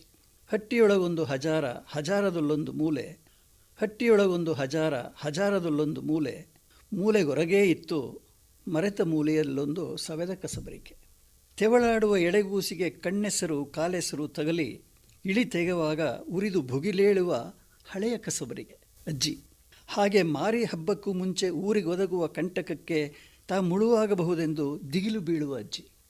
ಹೊತ್ತಿಗೆ ಬಂದು ಬೀಳುವ ಮುದ್ದೆ, ಸೊಪ್ಪು, ಅಣಕಿಸುವ ಹರಿವಾಣ, ಸೊಸೆ ಮುದ್ದುಗಳ ಕ್ಯಾನ, ಏನೆಲ್ಲ ವ್ಯಾಖ್ಯಾನ. ಮೂಲೆಯಲ್ಲಿರದಿದ್ದರೆ ಊರುಗೋಲಿಡಿದು ಹಿತ್ತಲಿಗೆ, ಹಿತ್ತಲಿನಿಂದ ಮೂಲೆಗೆ, ತನ್ನ ಅಂತ್ಯ ಮೂಲೆಯಲ್ಲೇ ಆಗಲಿ ಎಂದು ಧೇನಿಸುತ್ತ ಕೂಡುವುದು ಅಜ್ಜಿ. ಹಿತ್ತಲಾದರೆ ಎತ್ತಲು ಹೇಸಬಹುದೆಂದು ನಡುವೆ ಕತ್ತಲ ಹಾದಿಯಲ್ಲಿ ಬೇಡ, ಕನಿಕರ ತುಂಬುವರು ಹಾದಿಗರೆಲ್ಲ. ಅಜ್ಜಿಯದು ಯಾವಾಗಲೂ ಸಮಾಧಿ ಸ್ಥಿತಿ. ಸಮಾಧಿ ಕೂಡಿಗೆ ನೆಂಟರಿಷ್ಟ ಕಾಗೆಗಳು ಎಷ್ಟು ಬರುವವೋ ಎಂಬ ಚಿಂತೆ. ಇದು 2ನೇ ಪಾರ್ಟ್. ಹಜಾರದಲ್ಲಿ ಕುಂಟೆ ಬಿಲ್ಲೆ ಆಡುವ ಮೊಮ್ಮಗಳೇ ಆಗಾಗ ಮಿಂಚಿ ಮಾಯವಾಗುವ ನಗೆಮುಗುಳು. ತನ್ನ ಗತಕಾಲದ ನೆನಪುಗಳೊಂದಿಗೆ ಮೊಮ್ಮಗಳ ಚಿನ್ನಾಟವನ್ನು ಬೆಸೆಯುತ್ತಾ, ಜೀವನದಿಯ ನಿರಂತರತೆಯನ್ನು ಹುಡುಕುತ್ತಾ, ಬಿಡುವಿನ ವೇಳೆ ಮೊಮ್ಮಗಳ ಕರೆದು ತಲೆನೊಡವ ಕಡಿತ, ಹೆಣಿಗೆತ ಎನ್ನುತ್ತದೆ ಅಜ್ಜಿ. ಕೆರೆದ ಗಾಯ ಕಜ್ಜಿ, ಕೊಂಚ ಕಮಟು ವಾಸನೆಯ ಸಹಿಸಿ ಎಳೆಬಾಳೆ ಕೂರುತ್ತದೆ ಕಥೆಗಾಗಿ. ಸೀರಿಡಿದ ಸಿರಿಮುಡಿಯ ಚಿಗುರು ಬೆರಳುಗಳು ಬೆದಕುವಾಗ ಬಿಚ್ಚಿಕೊಳ್ಳುವುದು ಬೆರಗಿನದೊಂದು ಪರಂಪರೆ, ತೆರೆಯುವುದೊಂದು ಭಂಡಾರ, ವಿಸ್ಮಯ ಕಥಾಲೋಕ. ಒಂದೊಂದು ಕೂದಲು ಬಗೆಯುವುದು ಪುಟಗಳ ತಿಣುಕಿದಂತೆ, ಹೊಸ ಮಾತು ಹೊಸ ಗಾಳಿ. ಮುತ್ತುವ ಹೇನುಗಳ ಹೆಕ್ಕಿ ಕುಕ್ಕುವ ಬೆರಳುಗಳು ಶತ್ರು ಸೈನ್ಯವನ್ನು ಸದೆಬಡುವ ಸೀರಣಿಗೆ. ಮುತ್ತುವ ಹೇನುಗಳ ಹೆಕ್ಕಿ ಕುಕ್ಕುವ ಬೆರಳುಗಳು ಶತ್ರು ಸೈನ್ಯವನ್ನು ಸದೆಬಡಿಯುವ ಸೀರಣಿಗೆ. ಸುಕ್ಕುಗೆನ್ನೆಯ ಖಿನ್ನ ಕಾಲುವೆಗಳಲ್ಲಿ ಕಣ್ಣೀರು, ಸುಕ್ಕುಗೆನ್ನೆಯ ಖಿನ್ನ ಕಾಲುವೆಗಳಲ್ಲಿ ಕಣ್ಣೀರು. ಕತೆ ಹೇಳಿದ್ದು ಮೊಮ್ಮಗಳೋ ಕೇಳಿದ್ದು ಅಜ್ಜಿಯೋ, ಕತೆ ಹೇಳಿದ್ದು ಮೊಮ್ಮಗಳೋ ಕೇಳಿದ್ದು ಅಜ್ಜಿಯೋ. ನಮಸ್ಕಾರ. ಸ್ಫೂರ್ತಿದಾಯಕ ಮಾತುಗಳಿಗೆ ಧನ್ಯವಾದಗಳು ಸರ್. ಈಗ ಕೇಳೋಣ ತೀನಂ ಶ್ರೀ ಅವರ ಕವನ ವಾಚನದ ಧ್ವನಿ ಮುದ್ರಣ. ಇದು 1965ರಲ್ಲಿ ಆಕಾಶವಾಣಿಯಲ್ಲಿ ಧ್ವನಿ ಮುದ್ರಿಸಿಕೊಂಡದ್ದು. ನಾನು ಧಾರವಾಡದಲ್ಲಿದ್ದಾಗ ಯುಗಾದಿಯ ದಿನದಂದು ಪ್ರಸಾರಕ್ಕಾಗಿ ರಚಿಸಿದ ಕವನ. ಕಾಲ ಒಂದಿತ್ತು, ಮಾವಿನ ಮರ ಕುಡಿಯೊಡೆಯುವ ಮೊದಲೇ, ಮಲ್ಲಿಗೆ ಪೊದೆ ಮುಗುಳೆತ್ತುವ ಮೊದಲೇ, ತೆಂಕಣೆಲರು ತಲೆ ಇಕ್ಕುವ ಮೊದಲೇ, ಹೃದಯದಾಳದಲ್ಲಿ ಹೊಸರಸ ಉಕ್ಕಿ, ತನಗೆ ತಾನೇ ಉತ್ಸಾಹವು ಸೊಕ್ಕಿ, ವಸಂತ ನುದಯದ ಮುಂಬೆಳಗೋ ಎನೆ ನಲವು ಹೊಮ್ಮುತ್ತಿತ್ತು, ಬರುವ ಯುಗಾದಿಯ ಸುಸ್ವಾಗತವೆನೆ ಹಾಡು ಚಿಮ್ಮುತ್ತಿತ್ತು. ಅಂತಹ ಕಾಲ ಒಂದಿತ್ತು, ಕಾಲ ಸಂದಿತ್ತು. ಎತ್ತ ನೋಡಿದರು ತಾರಿದ ಗಿಡಮರ, ಸುತ್ತ ಸುರಿದು ಕೆಳಗೊರಗಿದ ಹಣ್ಣೆಲೆ, ಶಿಶಿರ ಜಾರಲೊಮ್ಮೆಟ್ಟಿಗೆ ಗ್ರೀಷ್ಮವೇ ಹಾರಿ ಬಂದಿತೆನೆ, ಧರೆಯದೆ ಬೆಂದು ಸುಯ್ಯುವ ಬಿಸುಪಿನ ಗಾಳಿ, ಕಾಮನ ದಹನದ ಕಿಚ್ಚು ಮಸಗಿತೆನೆ, ಕಣ್ಣನು ಚುಚ್ಚುವ ಧೂಳಿ, ತಾಳಲಾರದೆಯೇ ಕುಸಿಯಿತು ಮನಸ್ಸು, ಅಡಗಿತ್ತೆಲ್ಲೋ ಹಾಡಿನ ಕನಸು, ಉಲ್ಲಾಸದ ಕಳೆ ಕುಂದಿತ್ತು, ಆಹಾ ವಯಸ್ಸು ಸಂದಿತ್ತು, ನಸುಕು ಬಂದಿತ್ತು. ಏನಿದು ಮೊನೆದನಿ, ಗೋಡೆಯ ಭೇದಿಸಿ ಮುಸುಕಿದ ನಿದ್ದೆಯ ಬಲೆಯನ್ನು ಛೇದಿಸಿ ಅಂತಃಕರಣಕ್ಕೆ ತೂರುತ್ತಿದೆ. ಕುಹೂ ಕುಹೂ ಕುಹೂ ಕುಹೂ, ಏಳೇಳೆನ್ನುವ ಕೋಗಿಲೆ ಯುಲುಹು, ಒಂದೇ ಕ್ಷಣದಲ್ಲಿ ಜಾಡ್ಯವ ಹರಿಸಿ ವಸಂತ ಮೋಹನ ಮಂತ್ರವಿದೆನಿಸಿ ಹೊಸ ಲೋಕವನ್ನೇ ತೋರುತ್ತಿದೆ. ನೋಡದೋ ಮಾಮರ ಇರುಳಡು ತಳಿತಿದೆ, ಬಳ್ಳಿಯೊಳೀ ಕಡೆ ಹೊಸ ಮನೆ ಮೊಳೆತಿದೆ, ತಣ್ಣನೆ ನುಣ್ಣನೆ ಎಲರೈತರುತ್ತಿದೆ, ನನ್ನೆದೆಗೂ ತಂಪೂರುತ್ತಿದೆ. ಬತ್ತಿದ ಬಾವಿಗೆ ಜಲ ಬಂದಂತೆ, ಭಾವದೇವಿ ಮುಂಗಡೆ ನಿಂದಂತೆ, ಏರಿದ ವಯಸ್ಸಿನ ಹೊರೆ ಇಳಿದಂತೆ, ಕಟ್ಟಿದ ಕೊರಳಿನ ಬಿಗುಹಳಿದಂತೆ, ನಾಲಗೆ ತೊಡರದೆ ಹಾಡುತ್ತಿದೆ, ಲೇಖನಿ ಆಡುತ್ತಿದೆ. ಹೃದಯವು ರಸದಲ್ಲಿ ಮಿಂದಿತ್ತು, ಯುಗಾದಿ ನನಗೂ ಬಂದಿತ್ತು. ಕನ್ನಡದ ಸಾಹಿತ್ಯ ದಿಗ್ಗಜರಲ್ಲಿ 3 ಶ್ರೀಗಳು ಪ್ರಸಿದ್ಧರು. ಅದರಲ್ಲಿ ಪ್ರೊಫೆಸರ್ ತೀರ್ಥಪುರ ನಂಜುಂಡಯ್ಯ ಶ್ರೀಕಂಠಯ್ಯ ತೀನಂ ಶ್ರೀ ಅವರು ಒಬ್ರು. ಒಲುಮೆ ಇವರ ಕನ್ನಡದ ಮೊಟ್ಟ ಮೊದಲನೆಯ ಪ್ರೇಮ ಗೀತೆಗಳ ಸಂಕಲನ. ಭಾರತೀಯ ಕಾವ್ಯ ಮೀಮಾಂಸೆ ಕನ್ನಡ ಸಾಹಿತ್ಯವನ್ನು ದಿಗ್ದರ್ಶನ ಮಾಡಿದ ಅನುಭವವನ್ನು ನೀಡುತ್ತದೆ. ಈ ಕೃತಿಗೆ ಪಂಪ ಪ್ರಶಸ್ತಿ ಲಭಿಸಿದೆ. ಹೆಣ್ಣು ಮಕ್ಕಳ ಪದಗಳು ಇದು ತೀನಂ ಶ್ರೀ ಅವರು ಸಂಗ್ರಹಿಸಿದ ಜನಪದ ಗೀತೆಗಳ ಭಂಡಾರವಾಗಿದೆ. ಈಗ ಇಂದಿನ ಯುಗಾದಿ ಕವಿಗೋಷ್ಠಿ ಕಾರ್ಯಕ್ರಮವು ಅಂತಿಮ ಘಟ್ಟಕ್ಕೆ ತಲುಪಿದೆ. ನಮ್ಮ ಆಕಾಶವಾಣಿ ಬೆಂಗಳೂರಿನ ಕಾರ್ಯಕ್ರಮ ನಿರ್ವಾಹಕರಾದ ಶ್ರೀಮತಿ ನೂತನ ಎಸ್ ಕದಂ ಅವರಿಂದ ವಂದನಾರ್ಪಣೆ. ಎಲ್ಲರಿಗೂ ನಮಸ್ಕಾರ. ಮೂಡ್ನಾಕುಡು ಚಿನ್ನಸ್ವಾಮಿಯವರು ಹೇಳಿದ ಹಾಗೆ ಭೋಜನ ಸುಖ ಉತ್ಪತ್ತಿಯ ಕಾಲ ಇದು. ಏಕೆಂದರೆ ಇದುವರೆಗೆ ಭೋಜನವನ್ನು ಇಲ್ಲಿ ಉಣಬಡಿಸಲಾಗಿದೆ, ಅದರ ಸುಖವನ್ನು ಎಲ್ಲರೂ ಅನುಭವಿಸಿದ್ದೇವೆ. ಈಗ ಅದರ ಉತ್ಪತ್ತಿ ಅಥವಾ ಉಪ ಉತ್ಪತ್ತಿ ಅದರ ಕಾಲ. ಹಿರಿಯ ಕಿರಿಯ ಹಾಗೂ ಸಾರ್ವಕಾಲಿಕ ಹಿರಿಯರ ಕವಿತೆಗಳನ್ನು ನಾವಿಲ್ಲಿ ಕೇಳಿದ್ವಿ. ನಮ್ಮ ಕನ್ನಡ ಸಾಹಿತ್ಯದ ಸಾರ್ವಕಾಲಿಕ ಮೇರು ಕವಿಗಳು ನಮಗೆ ಒಂದು ಮಾರ್ಗದರ್ಶನವನ್ನು ಹಾಕಿಕೊಟ್ಟಿದ್ದಾರೆ. ಕವಿತೆ ಹೀಗಿರಬೇಕು, ಹೀಗಿದ್ದರೆ ಚಂದ, ಹೀಗೆ ಕವಿತೆಯನ್ನು ಓದಬೇಕು ಅಂತ ನಾವು ಇವರೆಲ್ಲರಿಂದ ಕವಿತೆಗಳನ್ನು ಓದಿ ಕೇಳಿ ಇದುವರೆಗೂ ಕವಿತೆಯನ್ನು ಬರೆದವರಿದ್ದೀವಿ, ಮುಂದೆ ಬರೆಯೋರಿದ್ದೀವಿ. ನಾನೊಂದು ಕಡೆ ಹೇಳ್ತಾ ಇದ್ದೆ, ಕಿವಿ ಇಲ್ಲದ ಕವಿಗೋಷ್ಠಿಗಳು ಅಂತ. ಕವಿಗೋಷ್ಠಿಗಳು ಬಹುತೇಕವಾಗಿ ನಮ್ಮ ಕವಿತೆ ಓದುವ ಒಂದು ಧಾವಂತ ಇರುತ್ತೆ, ತವಕ ಇರುತ್ತೆ. ನಮ್ಮ ಕವಿತೆ ಆದಮೇಲೆ ಎಲ್ಲರನ್ನು ಹೇಗಿತ್ತು ನನ್ನ ಕವಿತೆ ಅಂತ ತಿಳಿದುಕೊಳ್ಳುವಂಥ ಒಂದು ತವಕ ಇರುತ್ತೆ. ಅದಾದಮೇಲೆ ಬೇರೆಯವರು ಓದಲಿಕ್ಕೆ ಬಂದಾಗ ನಾನು ಅನುಭವಿಸಿದ ಆ ಕವಿತೆಯ ಸ್ವಾದವನ್ನು ನನಗೆ ಇನ್ನೂ ತಡ್ಕೊಳ್ಳೋಕೆ ಆಗಿರಲ್ಲ. ನಾನು ಬೇರೆಯವ್ರ ಕವಿತೆಯನ್ನು ಸರಿಯಾಗಿ ಕೇಳೇ ಇರಲ್ಲ. ಅದೇ ಥರ ಹಿಂದೆನೂ ಹಾಗೆ ಆಗುತ್ತೆ. ನಾನು ಬರೋವಾಗ ನಾನು ಕವಿತೆಯನ್ನು ಹೇಗೆ ಓದಬೇಕು ಅನ್ನೋ ಆತಂಕದಲ್ಲಿ ನಾವು ಕವಿತೆಯನ್ನು ಓದ್ತೀವಿ. ನಾನು ಎಷ್ಟೋ ಬಾರಿ ಹೇಳ್ತೀನಿ, ಕವಿಗೋಷ್ಠಿ ಒಂಥರ ಓವನ್ನಲ್ಲಿ ಇದ್ದಂಗಿರುತ್ತೆ ಅಂತ. ಉರ್ದು ಮುಷೈರಾಗಳನ್ನು ನಾನು ರೆಕಾರ್ಡ್ ಮಾಡ್ತಿದ್ದೆ. ಹೇಗೆ ಕವಿತೆಗೆ ಇನ್ನೊಬ್ಬ ಕವಿ ಸ್ಪಂದಿಸಬೇಕು, ಒಂದು ಕವಿತೆಗೆ ಇನ್ನೊಂದು ಕವಿತೆ ಹೇಗೆ ಸ್ಪಂದಿಸಬೇಕು ಅನ್ನೋದನ್ನು ನಾವಲ್ಲಿ ನೋಡಿ ಕಲ್ತ್ಕೋಬೇಕು ಅಂತ. ಕನ್ನಡದಲ್ಲಿ ಅಂಥ ಕಾಲ ಇತ್ತು ಅನ್ನೋದು ಬಹುಶಃ ನಮ್ಮ ಹಿರಿಯರು, ಈಗ ಸಿದ್ದರಾಮಯ್ಯನವರಿದ್ದಾರೆ, ಮೂಡ್ನಾಕೋಡು ಚಿನ್ನಸ್ವಾಮಿಯವರಿದ್ದಾರೆ, ಅವರೆಲ್ಲ ನೋಡಿದ್ದಾರೆ. ಹಾಗೆ ಒಂದು ಕಾರ್ಯಕ್ರಮವನ್ನು ರೂಪಿಸೋದಕ್ಕೆ ಬಹಳ ಕೈಗಳು ಕೆಲಸ ಮಾಡಿರ್ತವೆ, ಬಹಳ ಮನಸ್ಸುಗಳು ಕೆಲಸ ಮಾಡಿರ್ತವೆ. ಇವತ್ತು ನಾವು ಒಂದು ಕಾರ್ಯಕ್ರಮದ ಸಂಪನ್ನತೆಯನ್ನು ನೋಡುವಾಗ ಇದರ ಹಿಂದೆ ಎಷ್ಟು ಕೈಗಳು ಕೆಲಸ ಮಾಡಿವೆ. ನಮ್ಮ ಅಡ್ಮಿನಿಸ್ಟ್ರೇಟಿವ್ ಸೆಕ್ಷನ್ನ ಎಲ್ಲರೂ SAO ಬಂದಿದ್ದರು, ಇಲ್ಲಿ ಇನ್ನೇ ಅಕೌಂಟ್ಸ್ ಆಫೀಸರ್ಸ್ ಬಂದಿದ್ದರು. ಅವರ ಅನೇಕ ಜನರ ತಂಡ ನಮ್ಮೊಂದಿಗೆ ಹಗಲಿರುಳು ಕಳೆದ ಒಂದು ವಾರದಿಂದ ಕೆಲಸ ಮಾಡಿ ಇದನ್ನು ಮಾಡಿಕೊಟ್ಟಿದ್ದಾರೆ. ಅವರಿಗೆ ನಮ್ಮ ಎಲ್ಲರ ಪರವಾಗಿ ಧನ್ಯವಾದಗಳು. ನಂತರ ಎಂಜಿನಿಯರಿಂಗ್ ಸೆಕ್ಷನ್ನ DDG ಎಂಜಿನಿಯರಿಂಗ್ನಿಂದ ಹಿಡ್ಕೊಂಡು DDಯವರು ಮತ್ತು ಉಳಿದ ಅವರ ಸಿಬ್ಬಂದಿಗಳೆಲ್ಲರೂ ನಮಗೆ ಬೇಕಾದಂಥ ಟೆಕ್ನಿಕಲ್ ಸಪೋರ್ಟನ್ನು ಕೊಟ್ಟಿದ್ದಾರೆ. ಅವರಿಗೆಲ್ಲರಿಗೂ ಧನ್ಯವಾದಗಳು. ನಮ್ಮ ಮೂಡ್ನಾಕೋಡು ಚಿನ್ನಸ್ವಾಮಿಯವರು ಹಾಗೂ ಡಾಕ್ಟರ್ SG ಸಿದ್ದರಾಮಯ್ಯನವರು ಬಹಳ ಸುಂದರವಾದ ಕವಿತೆಗಳನ್ನು ಓದಿ ತಮ್ಮ ಅಮೂಲ್ಯ ಸಮಯವನ್ನು ನಮಗೆ ಕೊಟ್ಟು ಇಲ್ಲಿ ಬಂದು ನಮ್ಮೊಂದಿಗೆ ಕುಳಿತು ಕವಿತೆಗಳನ್ನು ಇಷ್ಟೊತ್ತು ಕೇಳಿ ತಮ್ಮ ಅಮೂಲ್ಯವಾದ ಸಲಹೆಗಳನ್ನೂ ಕೂಡ ನಮಗೆ ಕೊಟ್ಟಿದ್ದಾರೆ. ಅವರಿಗೆ ನಮ್ಮ ನಮನಗಳು. ನಂತರ ನೀವೆಲ್ಲ ಬೆಂಗಳೂರಿನ ಬೇರೆ ಬೇರೆ ಕಡೆಗಳಿಂದ ಬಂದಿದ್ದೀರಾ, ಬೇರೆ ಬೇರೆ ಊರುಗಳಿಂದ ಕೂಡ ಧ್ವನಿಗಳು ನಮಗೆ ಇಲ್ಲಿ ಬಂದಿವೆ.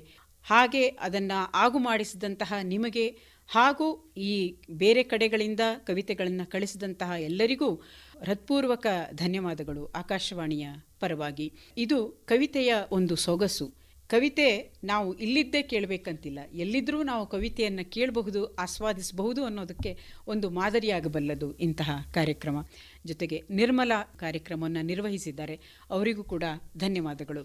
ಈ ಕಾರ್ಯಕ್ರಮದ ಹಿಂದೆ ನಿಂತು ಡಾಕ್ಟರ್ ನಿರ್ಮಲಾ C. ಎಲಿಗಾರ್ ಅವರು ಈ ಕಾರ್ಯಕ್ರಮವನ್ನು ಹೇಗೆ ಸಾಗಬೇಕು ಅನ್ನುವಂತಹ ಒಂದು ದಿಸೆಯನ್ನು ಕೊಟ್ಟಿದ್ದಾರೆ. ಅವರಿಗೆ ಕೂಡ ಧನ್ಯವಾದಗಳನ್ನು ಹೇಳ್ತಾ, ದೂರದರ್ಶನದವರು ನಾವು ಹೋಗಿ ಕರೆದಾಗ ನಮ್ಮದೇ ಒಂದು ಸಿಸ್ಟರ್ ಕನ್ಸರ್ನ್, ಆ ಒಂದು ಆತ್ಮೀಯತೆಯಿಂದ ಪ್ರೀತಿಯಿಂದ ಬಂದು ಈ ಕಾರ್ಯಕ್ರಮದ ಧ್ವನಿ ಮುದ್ರಣವನ್ನು ಮಾಡಿ ಅದನ್ನು ಪ್ರಸಾರಕ್ಕೆ ರಾಜ್ಯದಾದ್ಯಂತ ತಲುಪಿಸ್ತಾರೆ. ಅವರಿಗೂ ಕೂಡ ಧನ್ಯವಾದಗಳು ಅಂತ ಹೇಳ್ತಾ, ಈಗ ಈ ಭೋಜನ ಸುಖ ಸಂತೃಪ್ತವಾಯಿತು ಅಂತ ನಾನು ಅನ್ಕೋತೀನಿ. ಎಲ್ಲರಿಗೂ ಧನ್ಯವಾದಗಳು. ಶ್ರೀಮತಿ ನೂತನ S. ಕದಂ ಅವರಿಗೆ ಧನ್ಯವಾದಗಳು. ಮತ್ತೊಮ್ಮೆ ಯುಗಾದಿ ಹಬ್ಬದ ಶುಭಾಶಯದೊಂದಿಗೆ ಈ ಯುಗಾದಿ ಕವಿಗೋಷ್ಠಿಯನ್ನು ಸಂಪನ್ನಗೊಳಿಸ್ತಾ ಇದ್ದೀವಿ. ಎಲ್ರಿಗೂ ನಮಸ್ಕಾರ. ಯುಗಾದಿ ಸಂಭ್ರಮ 2024 ಕವಿಗೋಷ್ಠಿ ಕೇಳಿದಿರಿ. ನಿರ್ಮಾಣ ನೂತನ S. ಕದಂ. ಸಮಗ್ರ ನಿರ್ವಹಣೆ doctor Nirmala C. Eligar. March 28ರಂದು ಆಕಾಶವಾಣಿ ಬೆಂಗಳೂರು ಕೇಂದ್ರದಲ್ಲಿ ಆಯೋಜಿಸಲಾಗಿದ್ದ ಈ ಕಾರ್ಯಕ್ರಮ ಆಕಾಶವಾಣಿ ಬೆಂಗಳೂರು ಕೇಂದ್ರದ ಕೊಡುಗೆ.